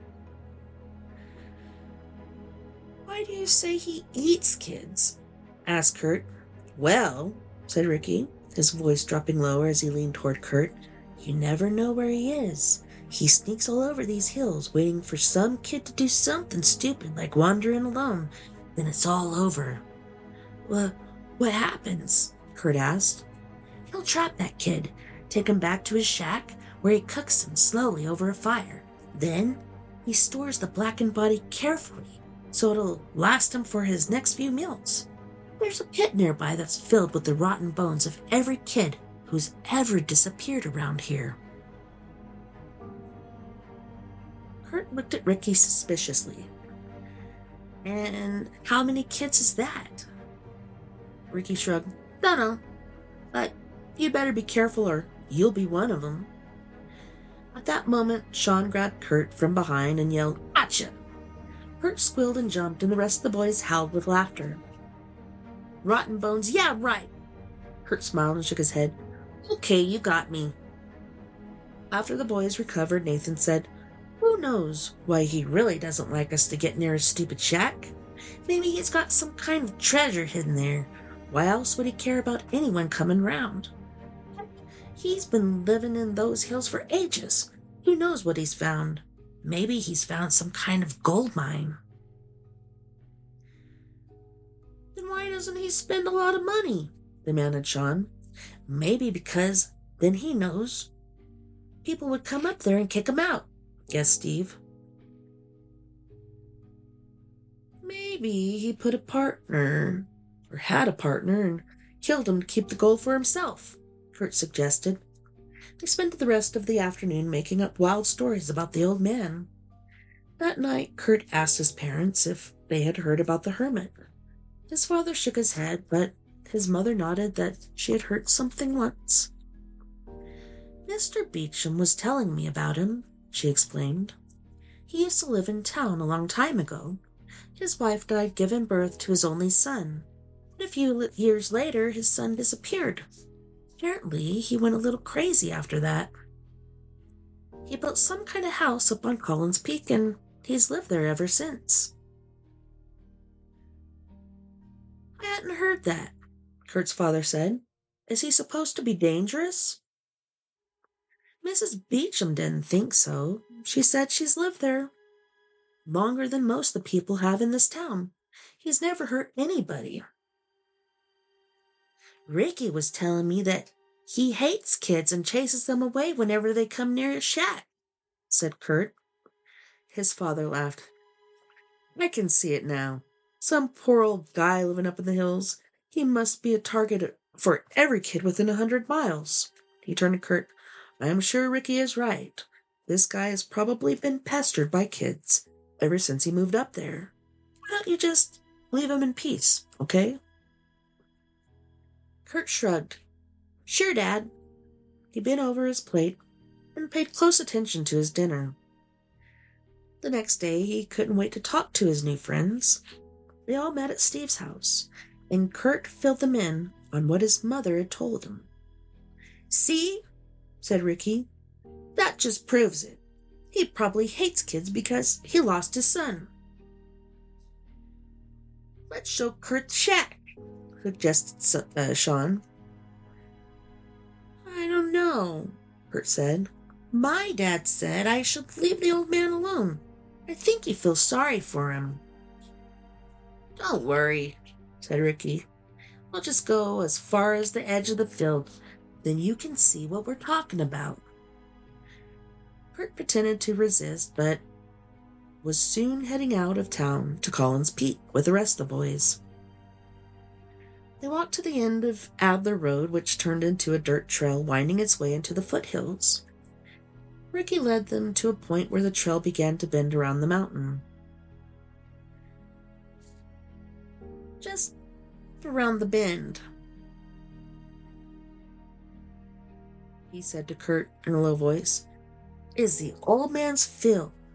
When we get there, look toward the far end and you'll see his shack. They crept along the trail, and gradually a field was revealed. It lay to the right of the trail and was surrounded on 3 sides by steep slopes. It was about as big as a football field, and at the far end stood the hermit's shack. It looked as if the shack were crouched under the oak trees, waiting to pounce on an unsuspecting child. He had no idea how it was held together. There were all different kinds and sizes of metal sheets, aluminum siding, wooden planks, and pieces of plastic. It hunched up against the side of the mountain, as if any minute it would push against the hill so as to lunge forward all the better. "He lives there?" Kurt asked in disbelief. "That's right," said Ricky. "Nice place, huh?" Suddenly the door of the shack swung open, and the old man rushed out. Kurt figured he must be more than 100 years old. His body was thin, and his bones poked through the holes in his ragged clothes. He had long white hair that stuck straight out and a scraggly beard that hung down to his chest. He looked anxiously around the clearing. The boy shrunk back into the bushes, peeking through the branches. Kurt felt as if the old man were looking straight at him. Nothing happened. The hermit began coughing, and even from where they were, Kurt could hear the horrible gasping. Then the old man ducked back into his hut. Ricky motioned to the others, and they backed away down the trail. Once out of sight of the field, they ran all the way back to Adler Road. Then they stumbled to a halt, chest heaving. "See?" said Nathan. "He is one strange-looking old man." "It sounded like he was about to die," said Ricky. The boys started to walk again. They spent the rest of the day playing hide-and-seek in the overgrown weeds and bushes near the end of Adler Road. One morning a few weeks later, Kurt was eating breakfast when the doorbell rang. "I got it," he yelled and ran to the front door. It was Sean. "Kurt, get dressed." "Why? What's up?" Kurt let Sean in, and they went to his room. "Guess what happened last night when Mr. Grafton was walking his dog?" "How should I know?" Kurt was lacing up his shoes. "What's going on?" "Mr. Grafton was walking that goofy German shepherd of his up around Adler Road when the dog starts going crazy. So Grafton lets the dog go, and it runs over to some bushes and starts barking." "Yeah?" Kurt prompted. He forgot about tying his other shoe. "What was it?" "The old man. He had some kind of heart attack or something, so Grafton got the police and an ambulance up there, and they took the old man to the hospital." "Wow! How do you know all this?" asked Kurt. Sean practically did a dance. "My sister works at the hospital. She told us at breakfast this morning." "Is he dead?" "Nah, but do you know what this means?" "What?"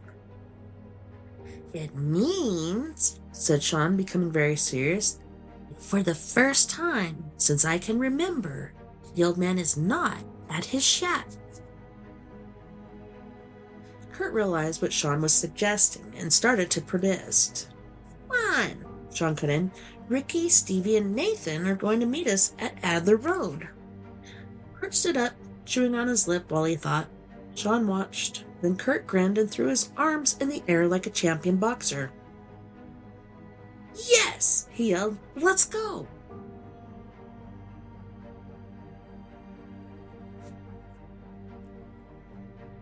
The old man was dying, and he knew it. He opened his eyes and stared at the white walls of the hospital room. He hadn't been in a hospital since his son was born. He turned slowly and looked at the tube in his arm, smiling bitterly. There was no use but try and tell that to a doctor. Yes, he knew he was dying. He had known it since the coughing began nearly 6 months ago. First he thought he had a slight cold or maybe bronchitis at the worst, but the cough never went away. After the first couple of weeks, it felt like his chest was being ripped apart every time he coughed. And not long after that, he had started coughing up blood. He felt himself falling asleep again. He was so tired. Then he remembered. The cave. He had to tell someone about the cave. He struggled into a sitting position and reached for the nurse's bell.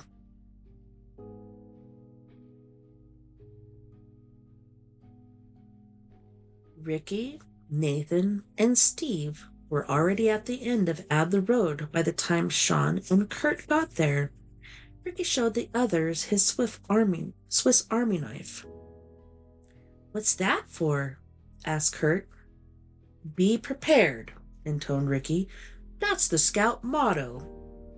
Steve rolled his eyes. "Great. We'll call you if we need a fish scaled. Let's get going." They started up the road. Soon they got to the trail that led up the foothills from the old man's shack. With mounting excitement, they continued.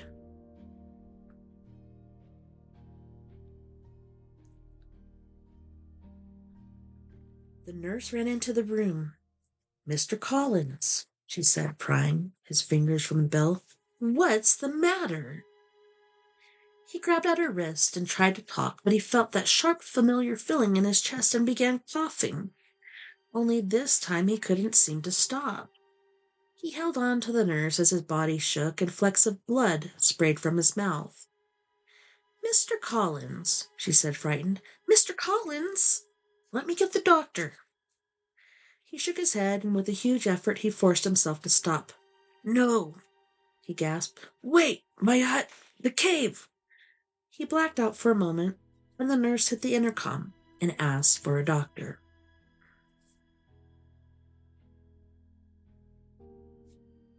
The boys reached the field and marched bravely toward the far end.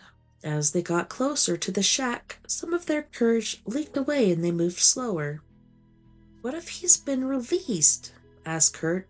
"No way," said Sean. "My sister said they'll have to monitor him for at least 24 hours. "But what if there's someone else in there?" whispered Steve. They stopped a few feet in front of the shack. "Hello?" called Ricky. "Anybody home?" They waited, their nerves on edge, but all was silent. The one window of the shack was dark and empty. "Come on," said Ricky suddenly. He strode forward before the others could react and pulled up the door. They all braced themselves for some kind of howling demon to rush out and devour Ricky, but nothing happened. The other boys edged closer. "Hey," said Ricky, "look at that!" Kurt couldn't believe it. The back wall of the shack had a door in it.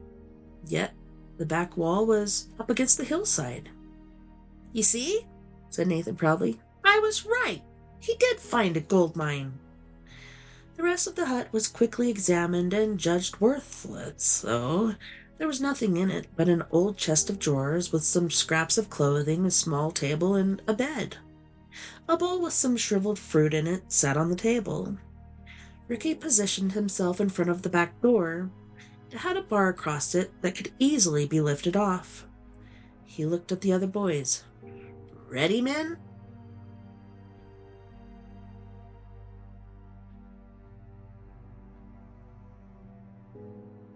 Old Mr. Collins swung his mind out of the blackness.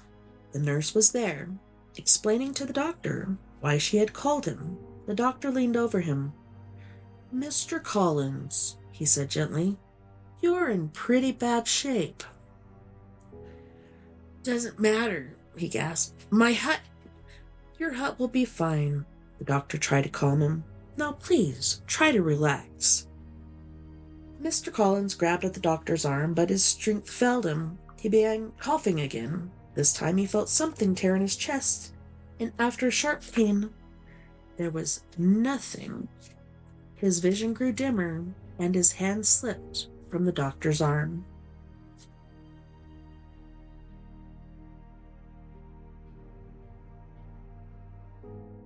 He was no longer in the hospital room. Instead, he was floating over the field where his hut stood.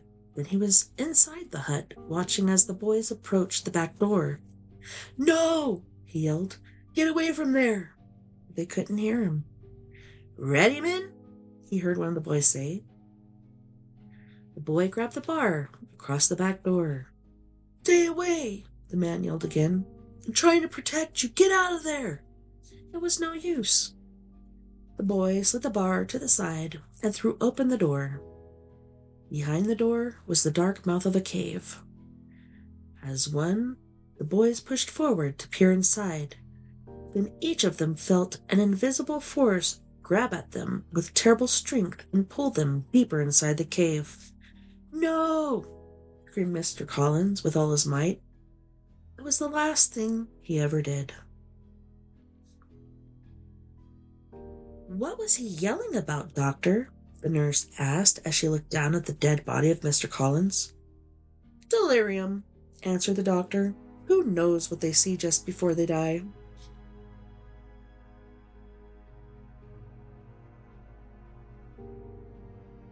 Dead giveaway. Terry woke up and looked at the clock. "Oh no," he groaned. "Time to get up already." Then he remembered. There was no school today.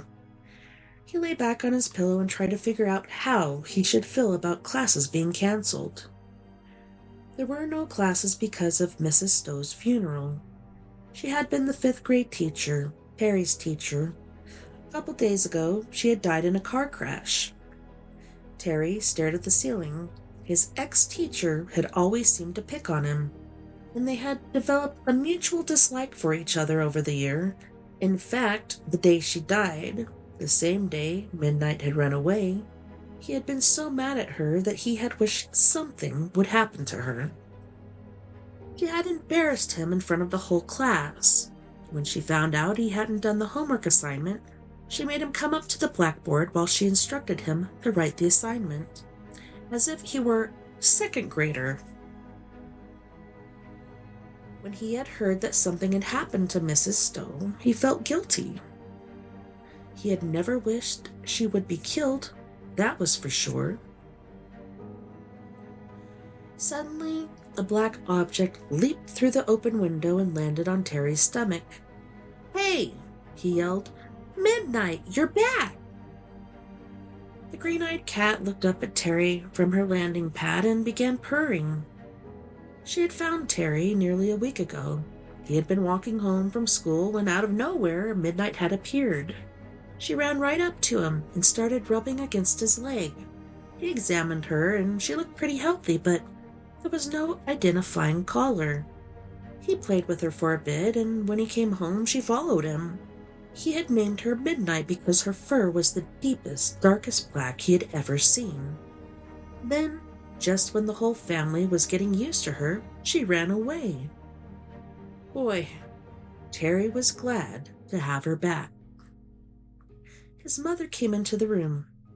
"Well, look who's back," she said, walking towards Midnight to pet her.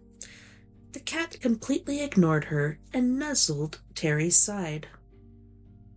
"Well, I guess she only has eyes for you." Then she added, "Don't forget, we're going to Mrs. Stowe's funeral today, Terry." "Come on, Mom. How could I forget that?" His mother smiled. "You'd find a way."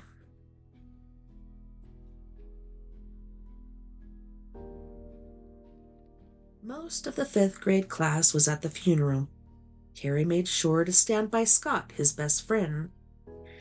"This is pretty weird," Scott whispered halfway through the ceremony. "I mean, one day she's here making us do loads of homework, and the next day, poof!" Terry nodded. "I know," he whispered back. "It's not like she was my favorite teacher or anything, but geez. I heard she died instantly. An eyewitness said he saw a dark object run in front of the car." "Who told you that?" Terry demanded.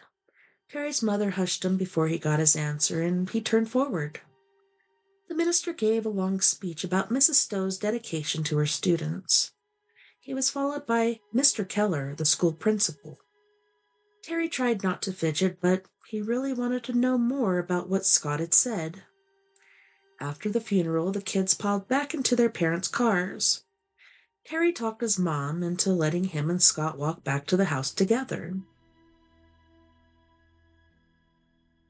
What did you mean when you said a dark object ran in front of Mrs. Stowe's car? Terry said as soon as his mother was out of earshot. Ryan heard his dad talking about it. He said she swerved to miss it and ran right into a tree. Boom! It was possible, Terry thought.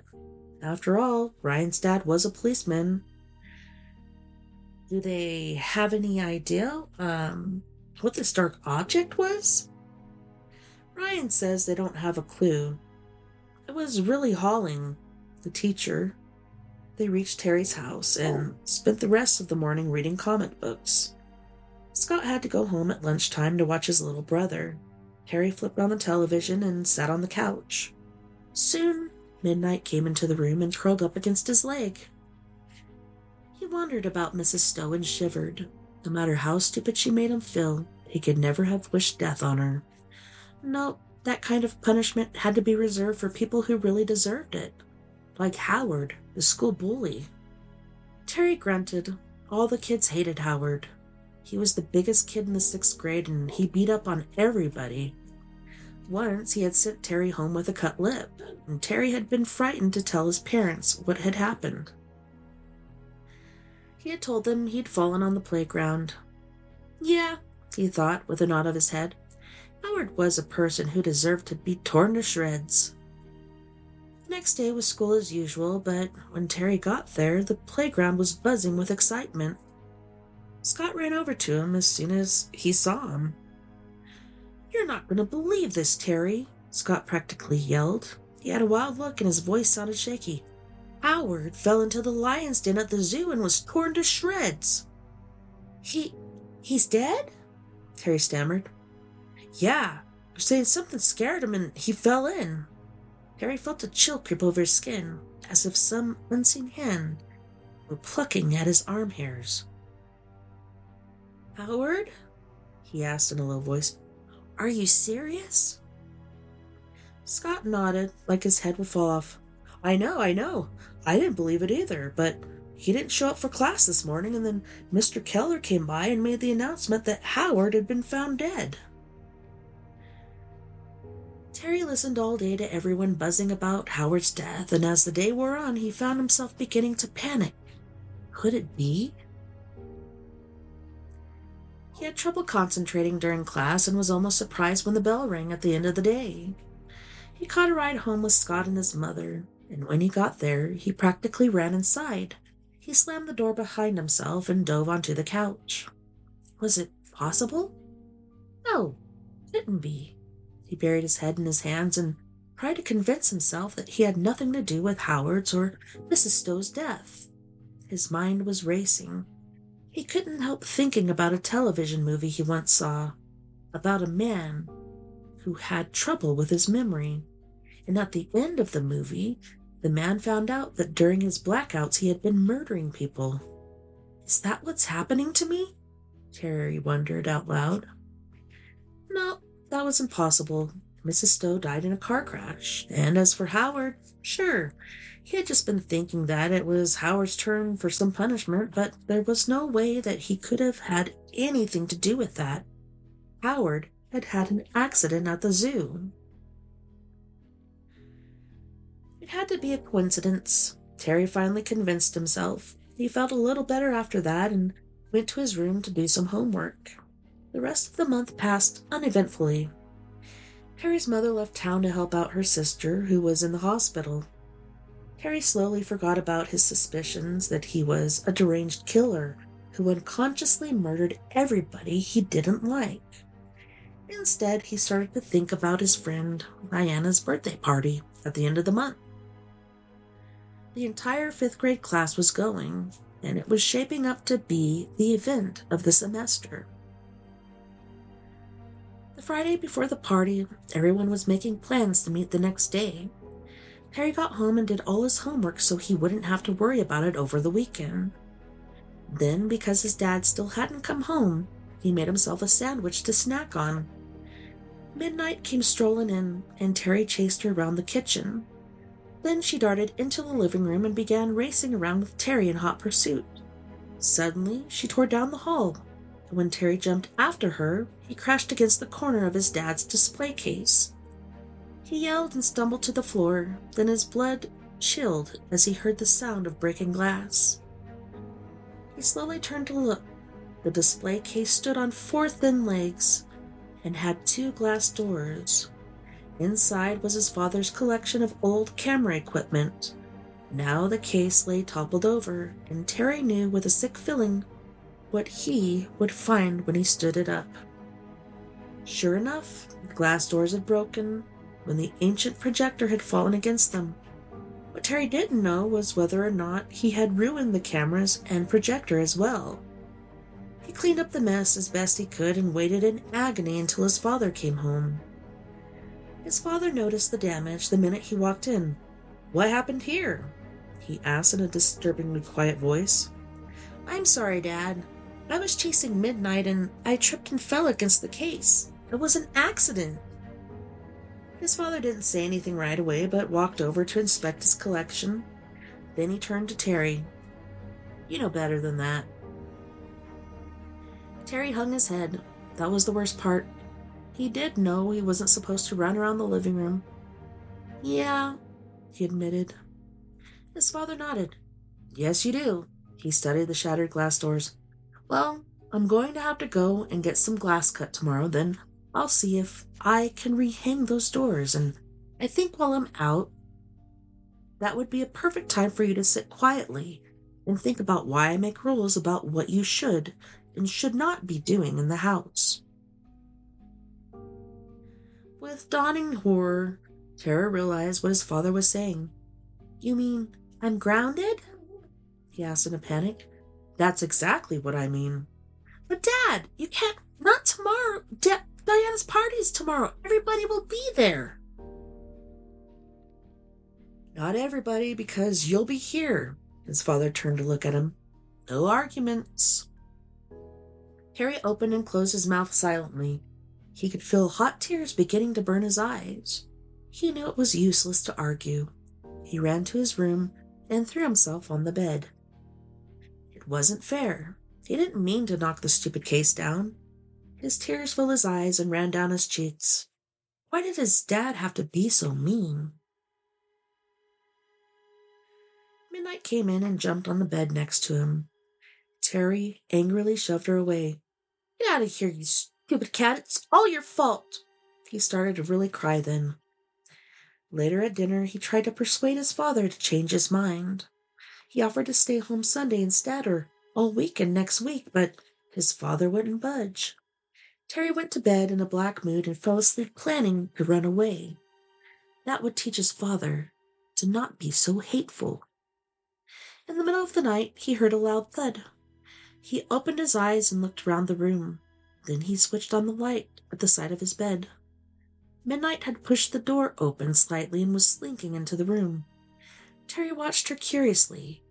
Some trick of the light made Midnight seem bigger than usual. Then Terry remembered the thud. He also remembered he had gone to bed very angry at his father. His father. Maybe that's where the thud came from. Maybe his father was in trouble. He ran out of his room and searched frantically through the house. He couldn't find his father. Just as he was thinking the thud was in his imagination, Harry saw a dim light coming from the basement. He ran to the basement door and found it wide open. He stood at the top of the stairs and looked down, afraid of what he might see. There, crumpled in a heap at the base of the stairs, was his father. "Dad!" Harry screamed in anguish as he raced down the stairs to his father's lifeless body. Slowly, as he wept over his father, Harry noticed something rubbing against his leg. Then he heard the purring. "Midnight!" he shrieked. "It's you!" He tried to grab the dark animal, now almost twice its size, but she leaped out of his reach, purring wildly. "What are you?" Harry cried, tears streaming down his face. He grabbed a baseball bat from behind the door, then he swung it at the huge cat. Midnight jumped aside and Terry missed. He was panting with fear and almost blinded by tears, but he was still able to see the change coming over the cat. She was turning into a monster, prowling back and forth, her tail cutting through the air like a whip, and with each turn she took, her body swelled even larger. Terry threw the bat at the creature and practically flew up the basement stairs. He quickly slammed the door behind him just before the gigantic cat got through. For a moment he stood there, gasping for breath, trying to figure out what to do. Just as he was getting his mind to accept what was happening, a crashing blow shook the basement door in its frame. Terry jumped back and watched in terrified fascination as blow after blow hit the door. Then, with a noise like a saw blade cutting through wood, a huge black paw tore through the door. Terry backed slowly away, his mind no longer functioning. He watched the big black cat try to push its way through the hole. It now stood nearly as tall as Terry at its shoulders. Terry turned to run. There was a roar from behind him, and the door splintered apart. He ran into the hall bathroom and slammed the door behind him. A second later, the monster hit it from the other side. Terry clawed frantically at the bathroom window while the cat battered at the door. Then, with a final thought that snapped his mind, he remembered that the window was barred on the outside. Numbly, he turned to face the bathroom door, just as the cat began to shoulder its way through.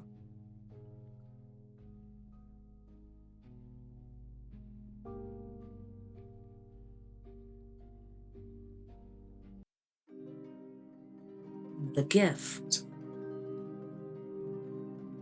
Jason poked a pencil at the ants. The little black insects exploded into action, running around in tight circles and bumping into each other. Jason chuckled and scraped the pencil back and forth in the dirt, covering the hole to the ant's nest. The workers scurried around crazily. Jason watched them for a while, then stepped away from his dresser and tossed the pencil onto his desk.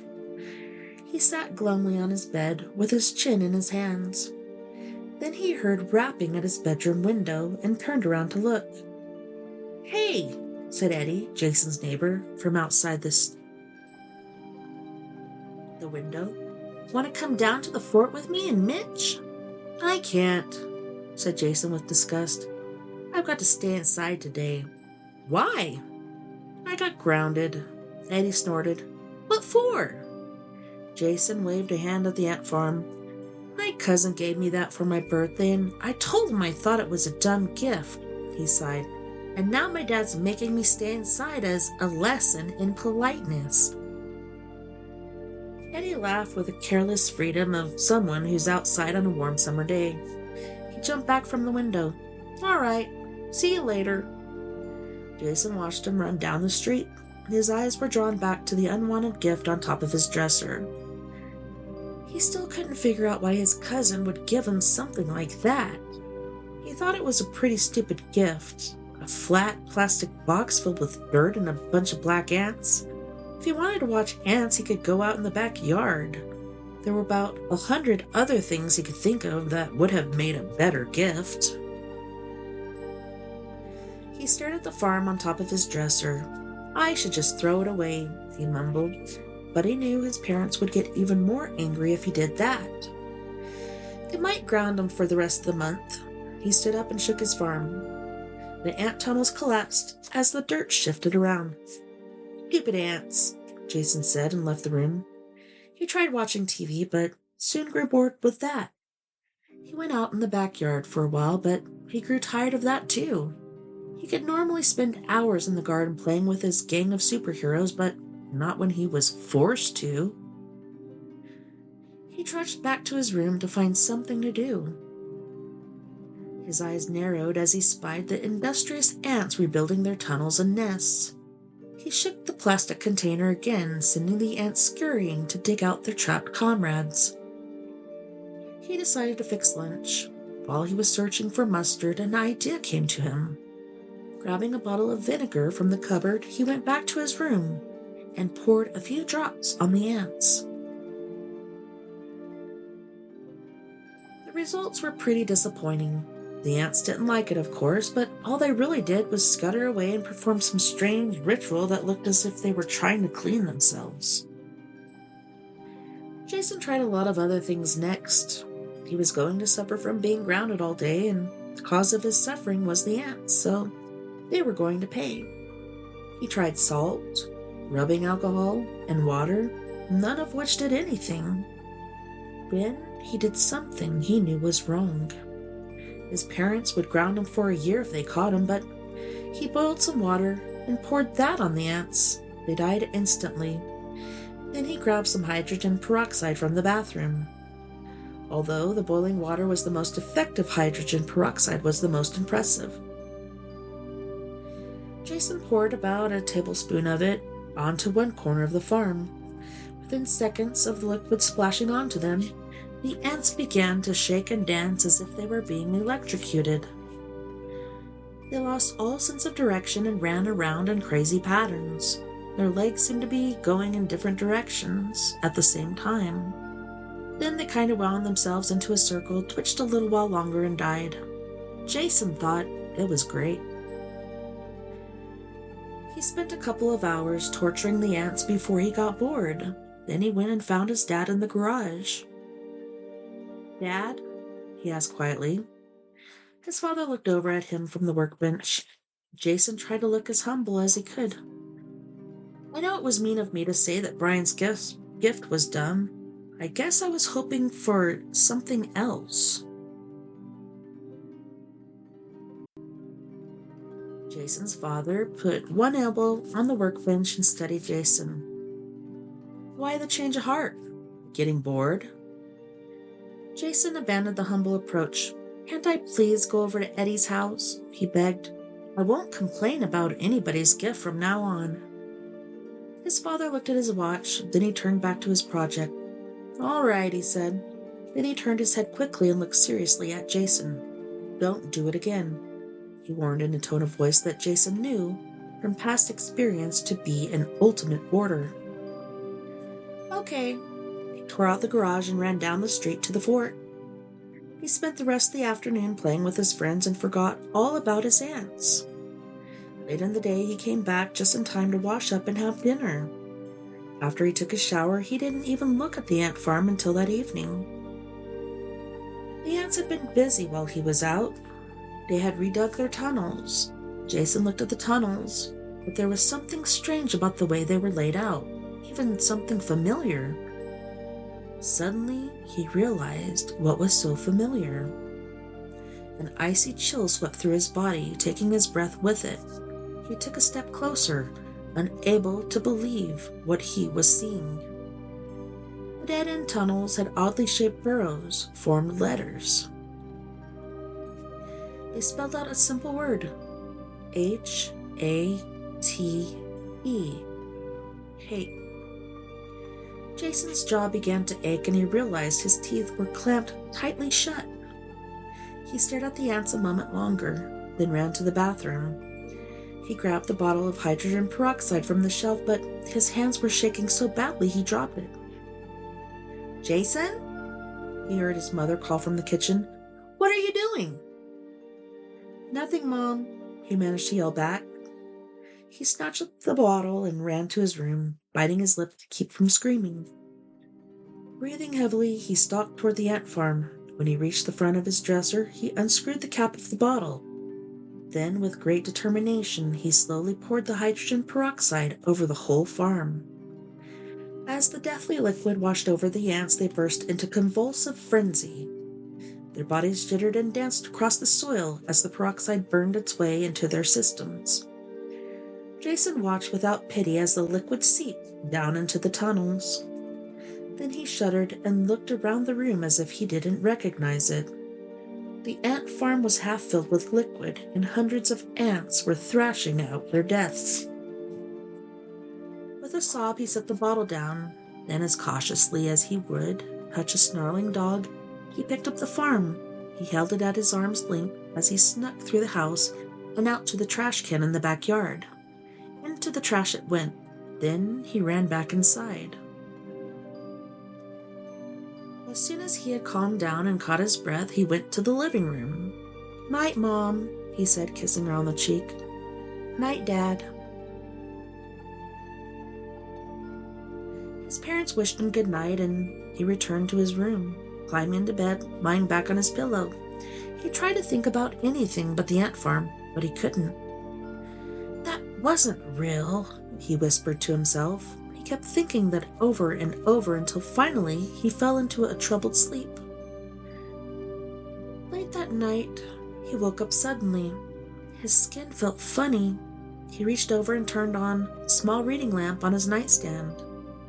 In the sudden light, he was puzzled to see that his arm was black from some kind of stain, and it felt as if it were on fire.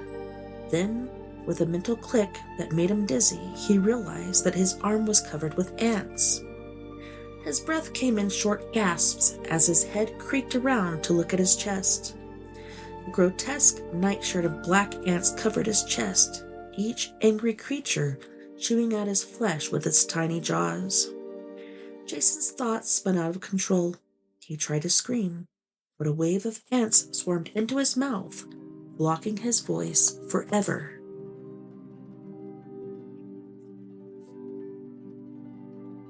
A camping trip. The bus pulled away with 14 yelling boys inside. Alex waved to his mom and dad from the rear window, then squeezed in between his two friends, Daryl and Kent. "Can you believe it?" asked Daryl. "Mr. Kane is actually taking us hiking." Alex and Kent shook their heads in agreement as the three boys looked toward the front of the bus at their science teacher. Mr. Kane had only just begun teaching at their school, and he was not very popular. He was going bald, and a fringe of reddish hair circled the base of his skull from ear to ear. His huge stomach always seemed to peek out between the buttons of his shirt. He wore thick black plastic glasses, and one of the boys had seen him smoking a pipe once. In class, he never laughed or made jokes. In fact, he never said anything that didn't have to do with science, and he kept to himself when he had lunchroom duty.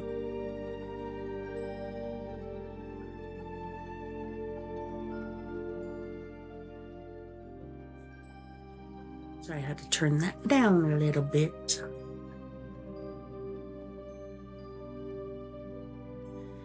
The drive took the entire morning. Just after noon, they pulled into a small parking area deep in the forest. Mr. Kane led the boys off the bus. "From here, we will follow the trail in for approximately 1 mile," he told them while they ate their lunches. "Then it branches, and we will follow the upper trail until we hit camp." When everybody was ready, the group set off. Late in the day, they came to a small lake. To one side was a grassy meadow filled with little white flowers. The rest of the lake was ringed by pine trees. Mr. Kane led the class to the meadow, where they gratefully shrugged off their packs. "Now," he announced, "before any of you go off exploring, I want your tent set up. Then we will gather firewood, and I will prepare the meal." Alex groaned along with the rest of the boys, but Mr. Kane insisted. As they unrolled tents and sorted through the poles and ropes, they heard the soft clip-clop of hoofbeats. After a moment, a man rode out of the trees on horseback. He saw the class and headed over to them. He was younger than Mr. Kane and was tall and thin with a friendly smile. He wore jeans and a green flannel shirt with a Forestry Service patch on the sleeve. A cowboy hat was pushed back on his head. "Hi, guys." "Who are you?" asked Mr. Kane, stepping forward. "Park ranger. You in charge here?" Mr. Kane nodded. By this time, most of the boys were crowded around the visitor, petting his horse.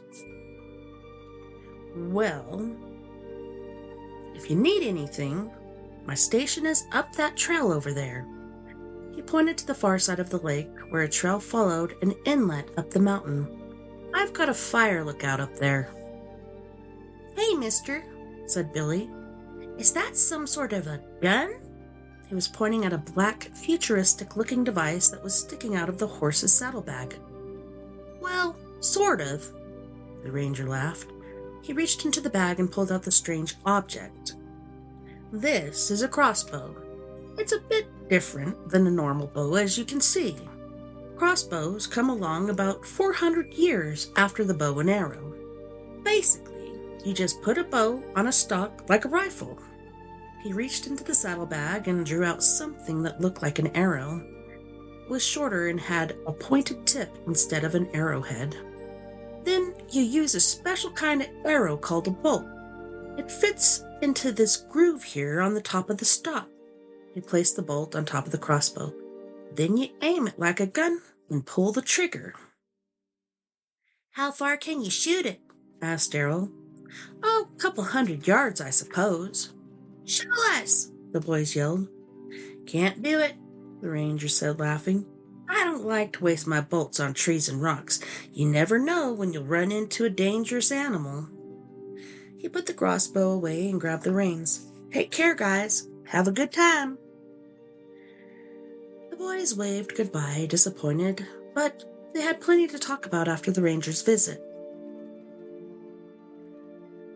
After dinner, a dinner of hot dogs and beans, Mr. Kane made them wash their dishes. It was getting dark fast, too late to do any exploring, but Mr. Kane was building a fire and roasting marshmallows and telling spooky stories. Sounded not or just as fun. They sat around the fire, still talking excitedly about the ranger and his crossbow. Then, to everyone's surprise, Mr. Kane spoke up. "Are any of you familiar with the story of the Loathen Boys?" They all shook their heads. "Jeremy, Donald, and James were 3 brothers," he began. "One day, Jeremy was hiking around and saw something sticking up out of the ground. It looked like it might be a shriveled side of a dead tree trunk. Jeremy dug around to see for sure. He kept digging and digging, but suddenly he shrunk back in horror. It was a head, an old mummified Indian head. It was then that he realized he was on ancient Indian burial ground. You know, the Indians used to roam these very mountains long before the white man came." Alex had a brief moment of surprise as he realized that Mr. Kane was a really good storyteller. All the boys were quiet, listening intently, as first the mummy was dug up and brought to the brothers' secret fort, then as it came to life and killed Jeremy. The younger brothers, James and Donald, tried to escape, Mr. Kane continued. But the mummy grabbed Donald and lifted him off the floor. Donald kicked and squirmed, but he couldn't break loose. As James watched in horror, the mummy plunged its hand into Donald's chest and tore his heart out.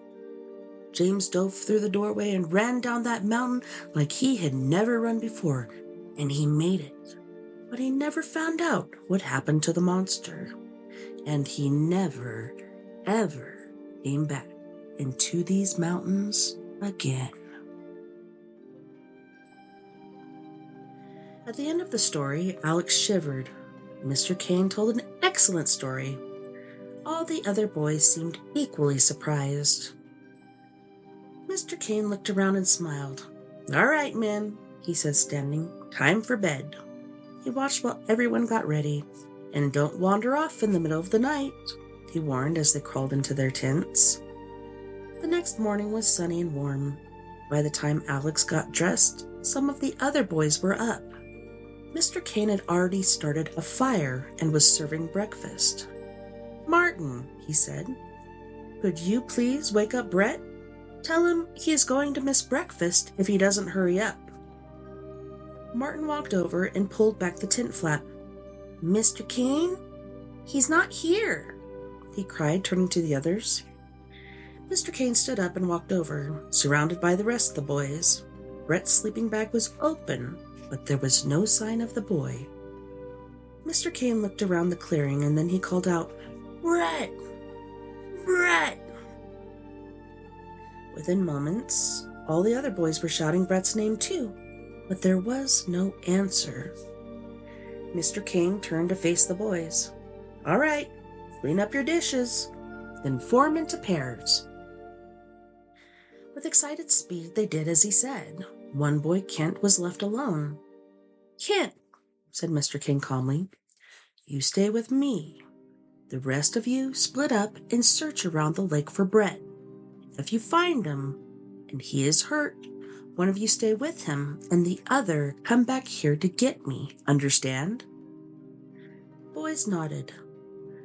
"Please do not go too far," he cautioned, "and pay attention to the direction you are going so you can find your way back to camp." Alex and Daryl decided to go search the far side of the lake. They searched for over an hour with no luck. When it was nearly 10 o'clock, they thought it was best to get back to the campsite. Mr. Kane was there with the rest of the other boys. None of them had found any trace of Brett either. "Hey, Mr. Kane," asked Daryl, "where's Kent?" Mr. Kane looked at him strangely. "He went to find you and Alex. Isn't he with you?" Daryl and Alex shook their heads. Alex felt very cold all of a sudden. The rest of the boys were quiet, then slowly raised his hand. "Mr. Kane?" he asked quickly. "You don't suppose something's happened to them, do you?"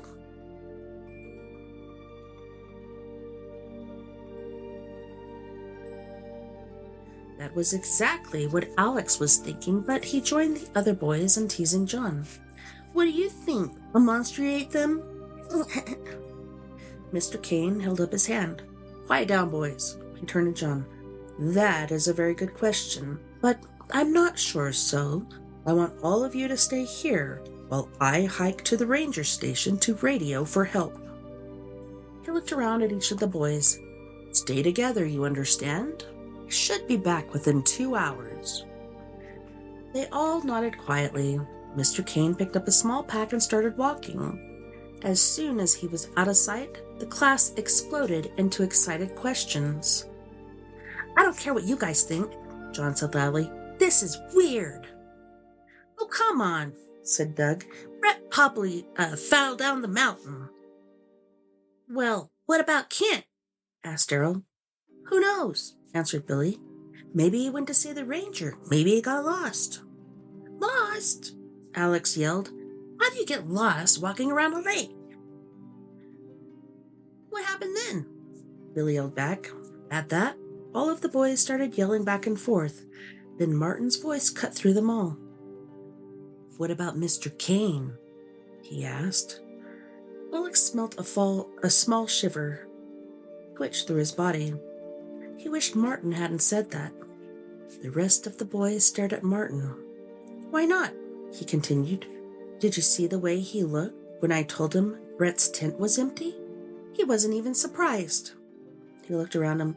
"Maybe he's not even going to the ranger station. Maybe he's out there right now, watching us." "No way!" Alex shouted. "That's crazy. Mr. Kane is a teacher." "Yeah?" asked Doug. "For how long? He's only been at Golden Oak for 1 semester. He could be anyone." "Yeah," agreed Daryl, turning to Alex. "Remember? Kent didn't think he was the kind of person who'd want to go camping unless," he said slowly, looking at all of them, "unless he's not really here to camp." Alex shook his head violently. His friends were building a strong case, but he still couldn't believe it. "Then why would he wait until now to kill one of us?" Doug asked. Alex was relieved someone was coming to Mr. Kane's defense. "And why do it this way?" Doug continued. "What are people going to do when we get back and 2 kids are missing? There'll be cops all over the place." "Who says any of us will get back?" asked John quietly. "Maybe none of us will, and Mr. Kane will just drive on to the next school." Alex didn't know whether to laugh, scream, or cry. He was breathing heavily, and cold sweat was running down his sides. He looked around. Then what do we do?" he asked. Nobody answered, and he continued. Do we hike out? What if it's not Mr. Kane? Then what happens? What if Mr. Kane gets back here with the ranger and we're all gone? What if Kent shows up and finds everybody gone? What then? But what if it is Mr. Kane? Added Alan. Then what? Do we just sit here and wait for him to pick us off? Once again, the air was split by 12 shouting voices. Daryl pulled Alex aside. Alex, what do you really think is going on? I don't know. Mr. Kane did bring us here. Alex looked at their friends. Everybody looked scared. Martin looked like he was ready to cry, and Alex felt like he wanted to also. He turned back to Daryl. In a very low voice, he said, Do you think we should go to the ranger station ourselves? Daryl stared at him. Are you crazy? He finally asked. I don't know what else to do. I think if the two of us go, it'll be okay. Daryl thought about it, then took a deep breath. All right, he decided. Let's do it. They told the others that they planned to hike to the ranger station for help. There was a shocked silence, but nobody else offered to come. Do either of you guys know how to get there? Asked Doug finally. Well, the ranger said it was just up the trail at the end of the lake, answered Alex. I guess we'll just follow it until we get to the station. Alex and Daryl set off. They made their way around the lake, then with Daryl in the lead, they started climbing. The trees grew thick and tall along the trail, and the afternoon sun barely filtered its way through the needles of the pines. They walked in silence.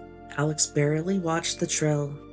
He spent most of the time turning his head this way and that, trying to look in 100 directions at one time. How much farther could it be? He asked after a while. I don't know, answered Daryl. Maybe he meant it wasn't far on horseback? Alex looked at the sky. I just hope we find it before it gets dark. What if we don't? Daryl asked. What if we're nowhere near it and Mr. Kane has been following us all along? Shut up, hissed Alex. I think... Alex never told Daryl what he thought because just then they heard a noise. They froze and listened as hard as they could. It came again. Someone or something was walking down the trail. The two boys stood still for a moment, paralyzed with fear. Then at almost the same time, they dove off to the side of the trail and hid among the trees. The footsteps grew louder. Alex looked from his hiding place over at Daryl, whose eyes bulged with terror. Tears were running down his face. Then a shape appeared out of the gloom. It took a moment for Alex to realize it, but then he felt a relief so intense he thought he would fall down. It was the ranger. The boys burst back onto the trail from the hiding places. The ranger stopped, surprise on his face. He held the crossbow in one hand and wore a pack on his back. Mr. Ranger! Alex practically screamed. Boy, am I glad to see you! His voice trailed off as his throat tightened in fear. The ranger started to smile. Hey, said Daryl from behind him. That looks like Mr. Kane's pack. The entire forest seemed to hold its breath as Alex watched a small drop of blood fall silently from the loaded crossbow to the ground.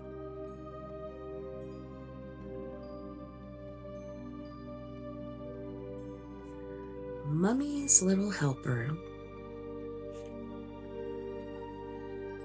Anne lay in bed with the sheets pulled up under her chin. Her ears felt like they were sticking straight out from her head. She was listening so hard, her eyes stared into the darkness of her bedroom. Then she heard it again, a high, whispery voice that seemed to come from the walls around her. Anne, the voice breathed. Help me. Anne whimpered and pulled the cover over her head. After a moment's thought, she stuck her head back out again to watch the room. Then, just like the night before, she heard soft sobbing flow around her like air. Except last night she had run into her parents' room and spent the night huddled between the two of them in their bed. That was when she found out that for some reason they were unable to hear the voice. Tonight she asked quietly, Who are you? The sobbing stopped. Anne's breathing stopped too. She waited for an answer. Help me, the voice begged again. Where are you? Anne asked, slightly louder. There was no reply. She waited for an answer, but none came. Still scared, but also a little disappointed, she soon fell asleep. The next day at school, she pulled her friend Robin aside on the playground. My bedroom is haunted, she announced abruptly. Robin stared at her. What do you mean? Anne looked over her shoulder to make sure there was no one around. The last 2 nights, she whispered, I've heard a voice coming from my walls. Robin's mouth dropped open. What? She looked at Anne as if she were speaking a different language. I know it sounds really weird, but I swear, the voice is really soft but kind of whiny, like a little kid's. What does it say? It just keeps asking me to help it. What? Anne threw her hands up. I know. It keeps saying, help me, she mimicked in a whispering voice, and it knows my name. I'm really starting to get scared. Have you told your parents? Anne shook her head. No, I tried, but they can't hear it. Maybe only kids can hear it. Besides, I'm not even sure it's real. She looked at her friend in desperation, hoping Robin would tell her she wasn't going crazy. Robin just shook her head and looked puzzled. Anne continued. I want you to help me figure out what's going on. Me? Robin took a step back. How? I already asked my mom if you could spend the night tonight. If you stay, then we'll see if you can hear it too. Robin looked around her as if she were trying to get away. I don't know, Anne. Please, you're my best friend. Robin thought about it for a moment. All right, she said, agreeing uneasily. But I hope we don't hear anything. That night, the 2 girls huddled under the cover of Anne's bed together. What do you think it is? Robin asked. Anne thought for a moment.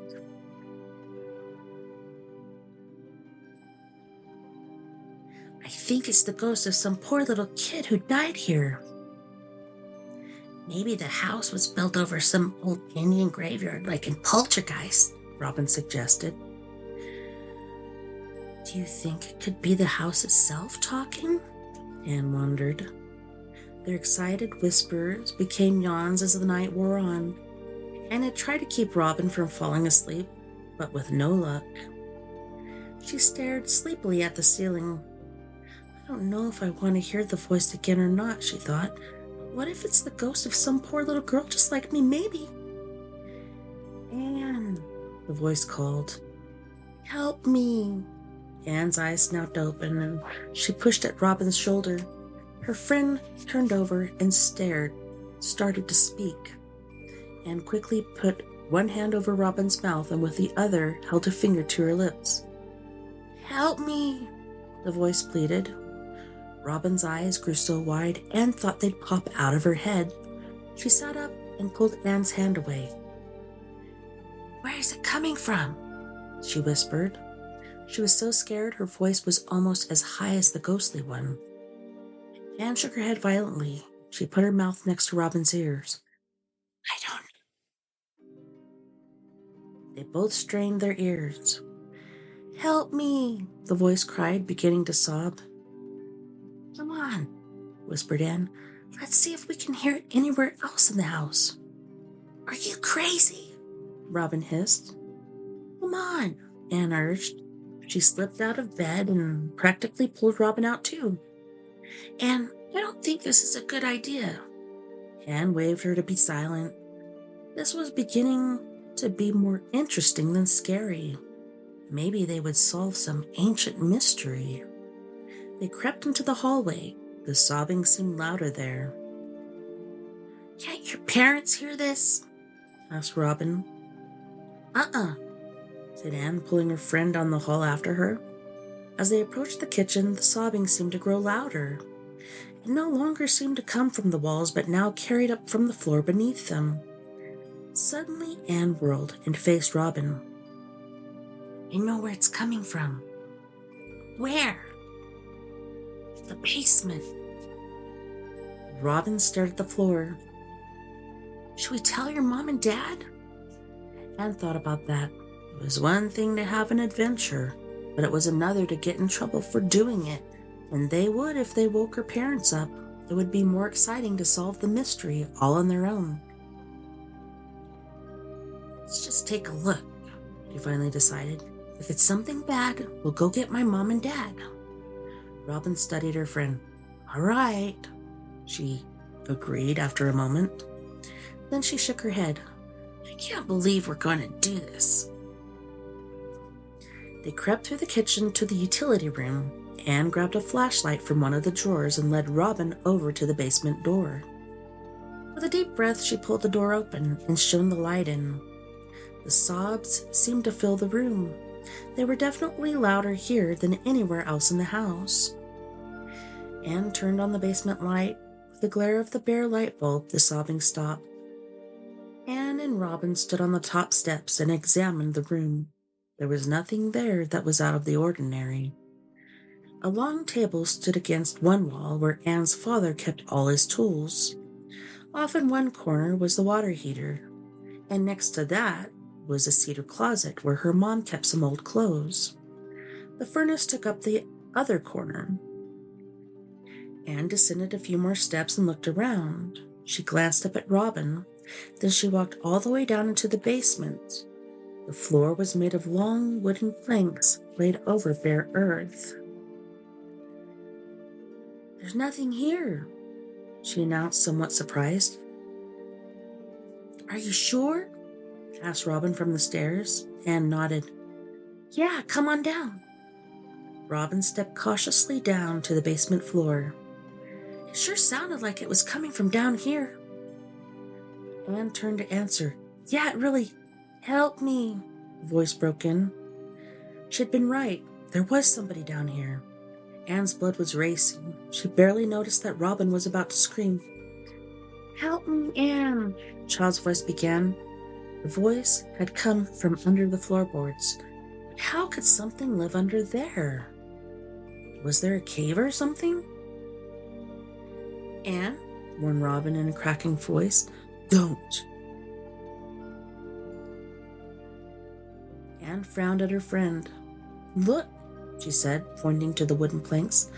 I'll bet you someone's buried under there, and now they need help.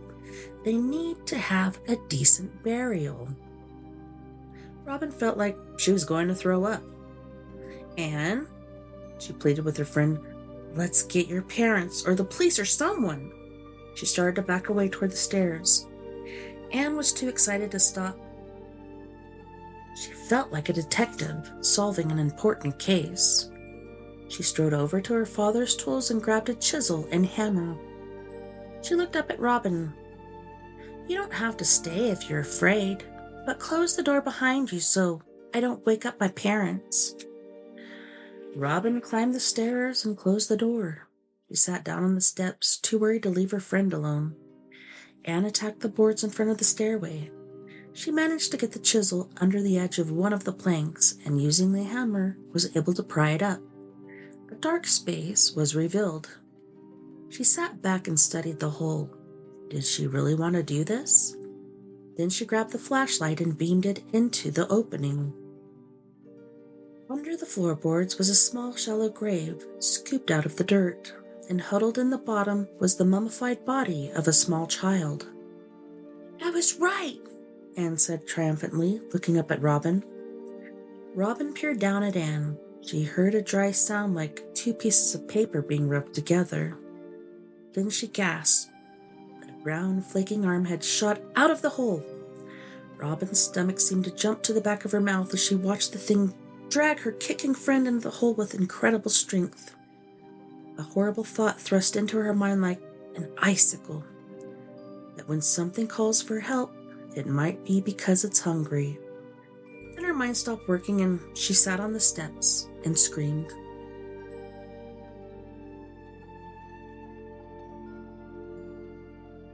Shadow play. David stood in the middle of his room, looking at all the cardboard boxes. He kicked at one.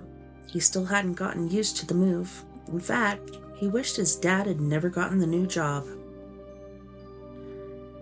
"Don't just stand there, David," said his mother from the doorway. "Start putting your stuff away."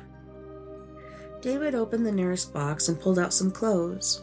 He knew his parents were excited about the new house, so he tried not to be too mad, but it just wasn't fair. He would never see any of his friends again, and who knew what the kids in the new school would be like. He finished unpacking and decided to go out front. That was one nice thing about the new house. It had a front yard to play in.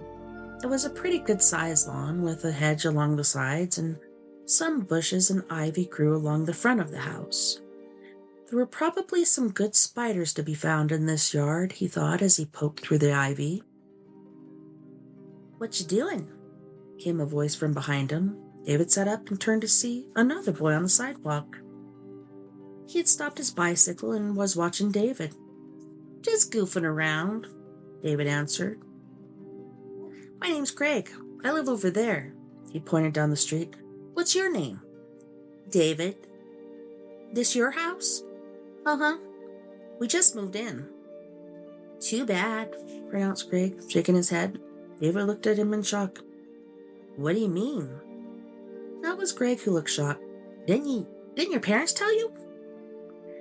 David shook his head. Craig laid his bike down and came over to crouch by David. "The family who lived here before yours," he whispered, "disappeared without a trace."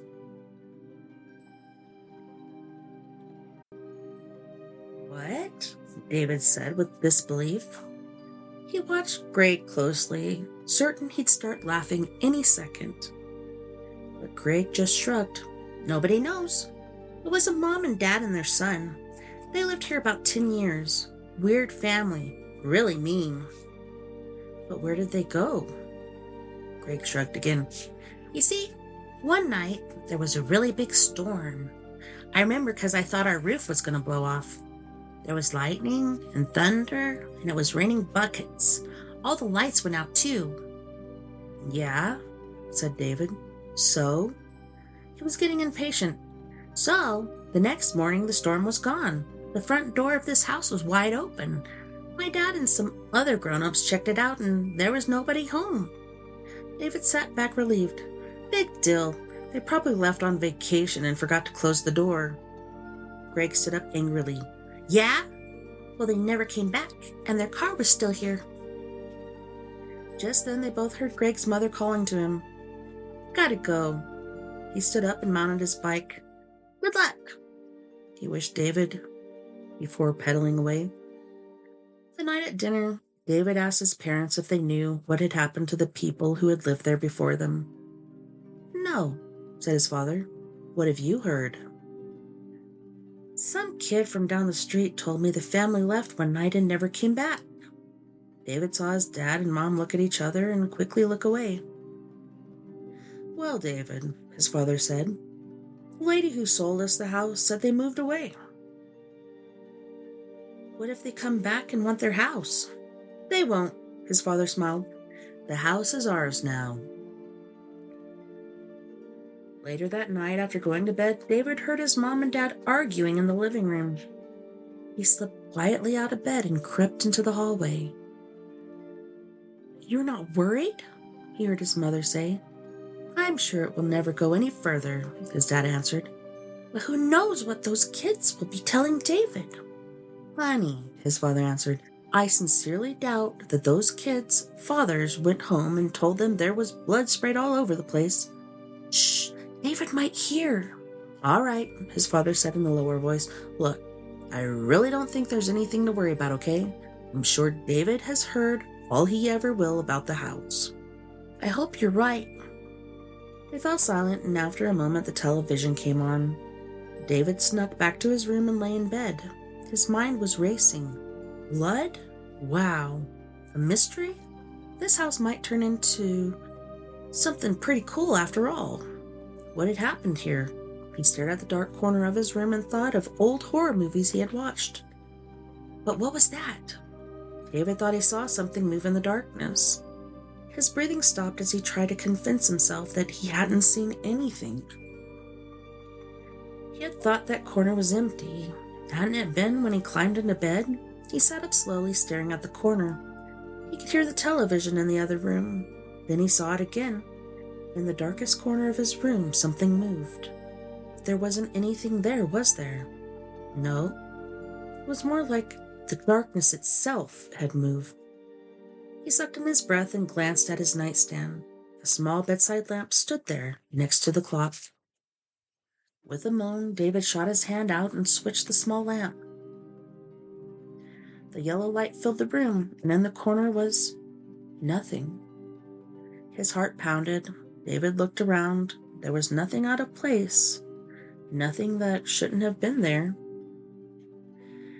Had he really seen something? He studied every inch of his room to make sure there was nothing there. Then he slowly settled back down into the bed and stared at the corner until his eyelids grew heavy and fell over his eyes. The next morning, his father came in to wake him. As David rubbed the sleep out of his eyes, his father switched off the bedside lamp. "Did you forget to turn off the light?" he asked David. Yeah," David answered. "Sorry, Dad." All that day he tried to forget what had happened the night before. It was ridiculous, he told himself. He was really being a baby. He hadn't been afraid of the dark since he was a little kid. Nope, he must have been half asleep and imagining things. That night, however, after his parents tucked him in, he wasn't so sure anymore. Gathering his courage, he turned off his bedside lamp and sat back on his pillow. There was enough light coming from the living room to fill his room with pale shadows. His eyes darted from side to side, watching. Then his room seemed to grow suddenly colder. In the inky blackness under his desk, there was movement. David's eyes locked onto the spot. His breath came faster. There was nothing there. There couldn't be. Then it moved again. It was shapeless like a blob, and it didn't move like an animal. It flowed like water, out from under the desk and straight for the foot of his bed. David screamed and shot his hand out to switch on the light. The electric glare drove the shadow back where it pulled on the floor under his desk. "What's the matter, honey?" asked his mother as she ran into the room. His father was right beside her. I thought I saw something move over there." David's voice broke. "Under the desk." David's father flipped on the room light, banishing the shadows. He knelt down and looked under the desk. "There's nothing here," he announced. "The shadow," David insisted. "The shadow was moving." His mother sat on the edge of the bed and smoothed his hair. "You were having a bad dream, dear." David opened his mouth to argue, then realized it was useless. His parents would never believe him, and in the bright light of the ceiling lamp, he wasn't sure he believed it either. It sure had seemed real, though. "Yeah," he said. "I guess so. Sorry." His mother smiled and got up. "That's okay." His father stood up too. "Night, kiddo," he said, turning to leave. As he walked out, he flipped off the room light. David watched the shadows reappear. "Dad, can I leave the light on? Please?" His father looked annoyed, but turned the light back on. The shadows fled. "Sweet dreams, honey," his father wished him. His parents left the room. For the next few nights, he slept with his room light on. He knew his father was less than pleased about it. One day he heard them in the kitchen talking about his fear of the dark. They were both worried about him, and his father thought it was nonsense. David walked slowly back to his room and sat on the bed. Maybe his dad was right. He was too old to be afraid of the dark, but it seemed too real to be a nightmare. That night, he resolved to do something about it. When his parents came to tuck him in, he said, "I'd like to try sleeping with the lights off." "Are you sure?" his mother asked. He nodded. "All right," she said. His father stood over him and ruffled his hair. "Good night," he said. "It'll be okay." They left the room and David closed his eyes. David woke suddenly from a deep sleep. He didn't know what had woken him. Then he remembered. His light was off. A shiver danced over his skin like cold water being poured on him. He slowly sat up in bed. He looked toward the corner of his room. In the faint light cast by the street lamp outside, he could see an enormous shadow stretched halfway up the wall. It had no definite shape, but flickered and shifted like black fire. A small voice in the back of David's mind tried to tell him it was just the shadow of a tree or something. But then, as if the shadow knew he had seen it, it brushed toward him. He screamed and threw himself toward his bedside lamp.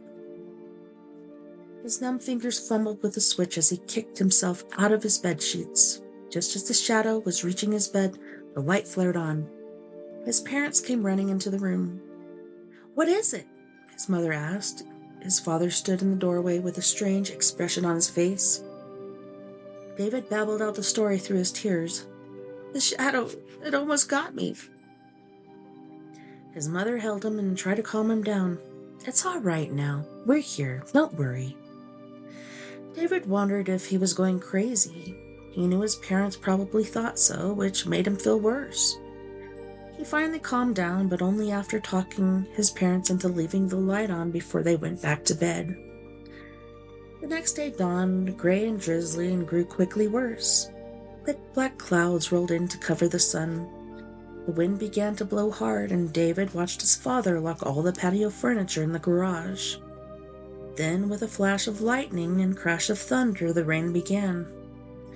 Huge drops shot down from the sky and shattered against the ground. The windows rattled with every gust of wind, and it looked as if somebody were washing them down with a hose. The sound of the rain pelting against the pavement outside was loud enough to be heard inside the house. Since 4 o'clock the sky had been pitch black. David was huddled on the couch with his mom, watching television.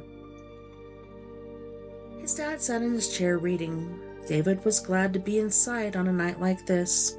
A blast of lightning lit the sky, and the thunder that followed seemed to shake the house.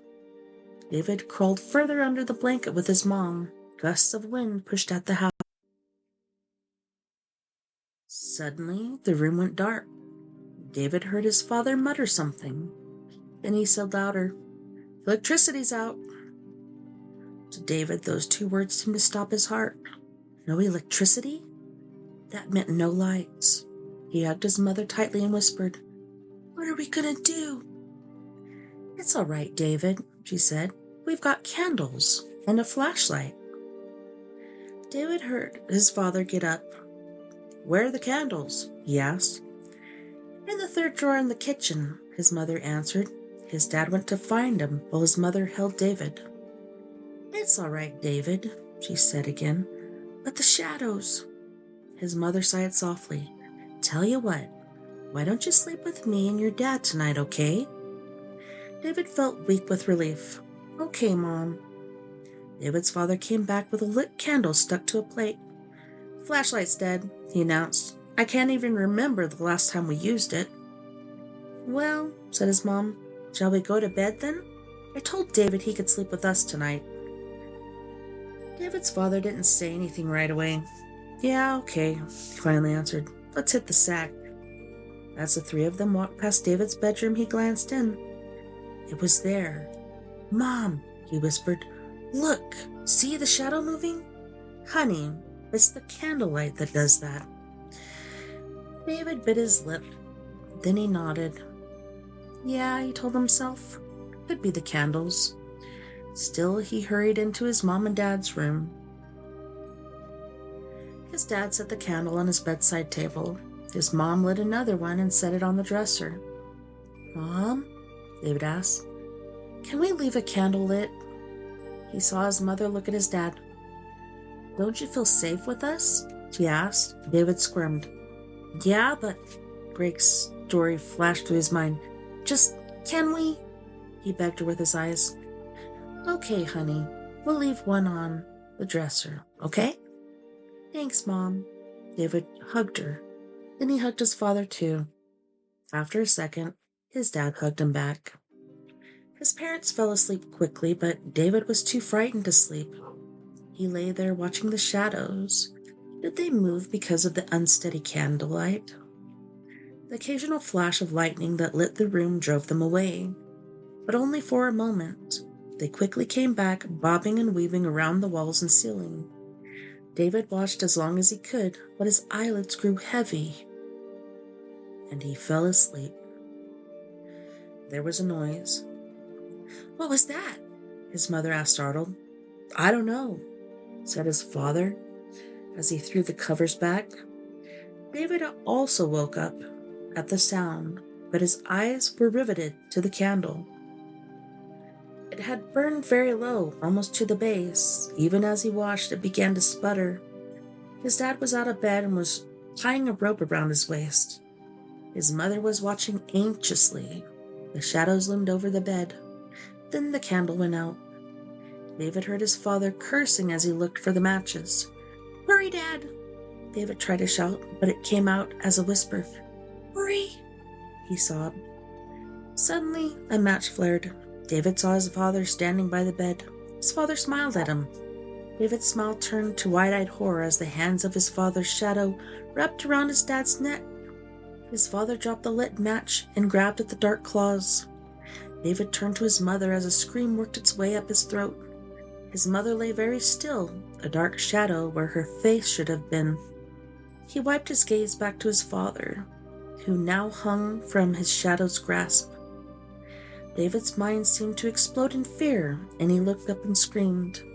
In the last light of the dying match, he saw a child-sized shadow drop toward him from the ceiling.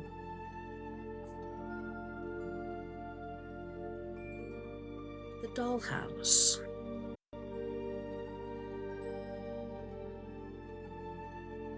Nobody really liked Jenny very much. On the other hand, that was probably because nobody knew anything about her.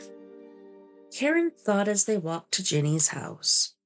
Karen still remembered when Jenny walked into the classroom on the first day of school. She seemed to creep in as if she were afraid somebody would notice her. She came in and sat in the back of the room and didn't talk to anyone the whole day.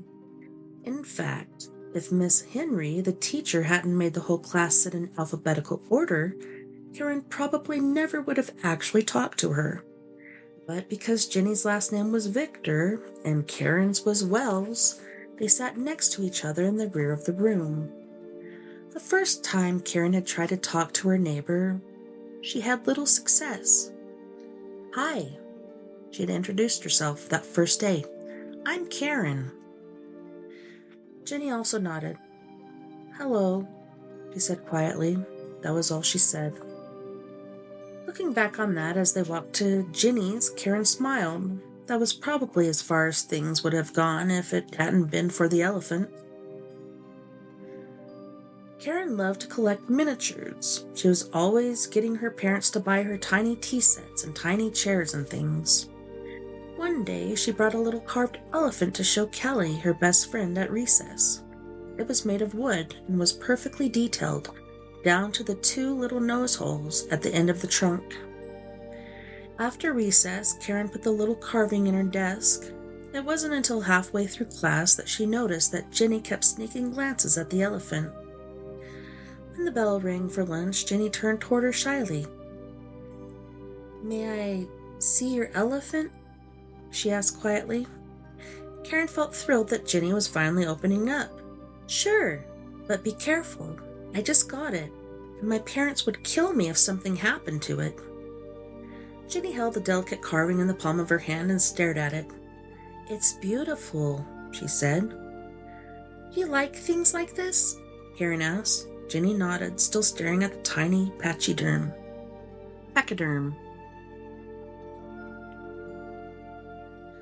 I've got a whole collection of stuff like this, Karen continued, and my stepdad gave me these really neat miniatures from Asia.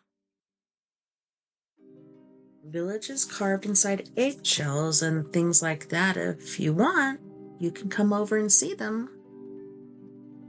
Ginny slowly put the elephant back on Karen's desk.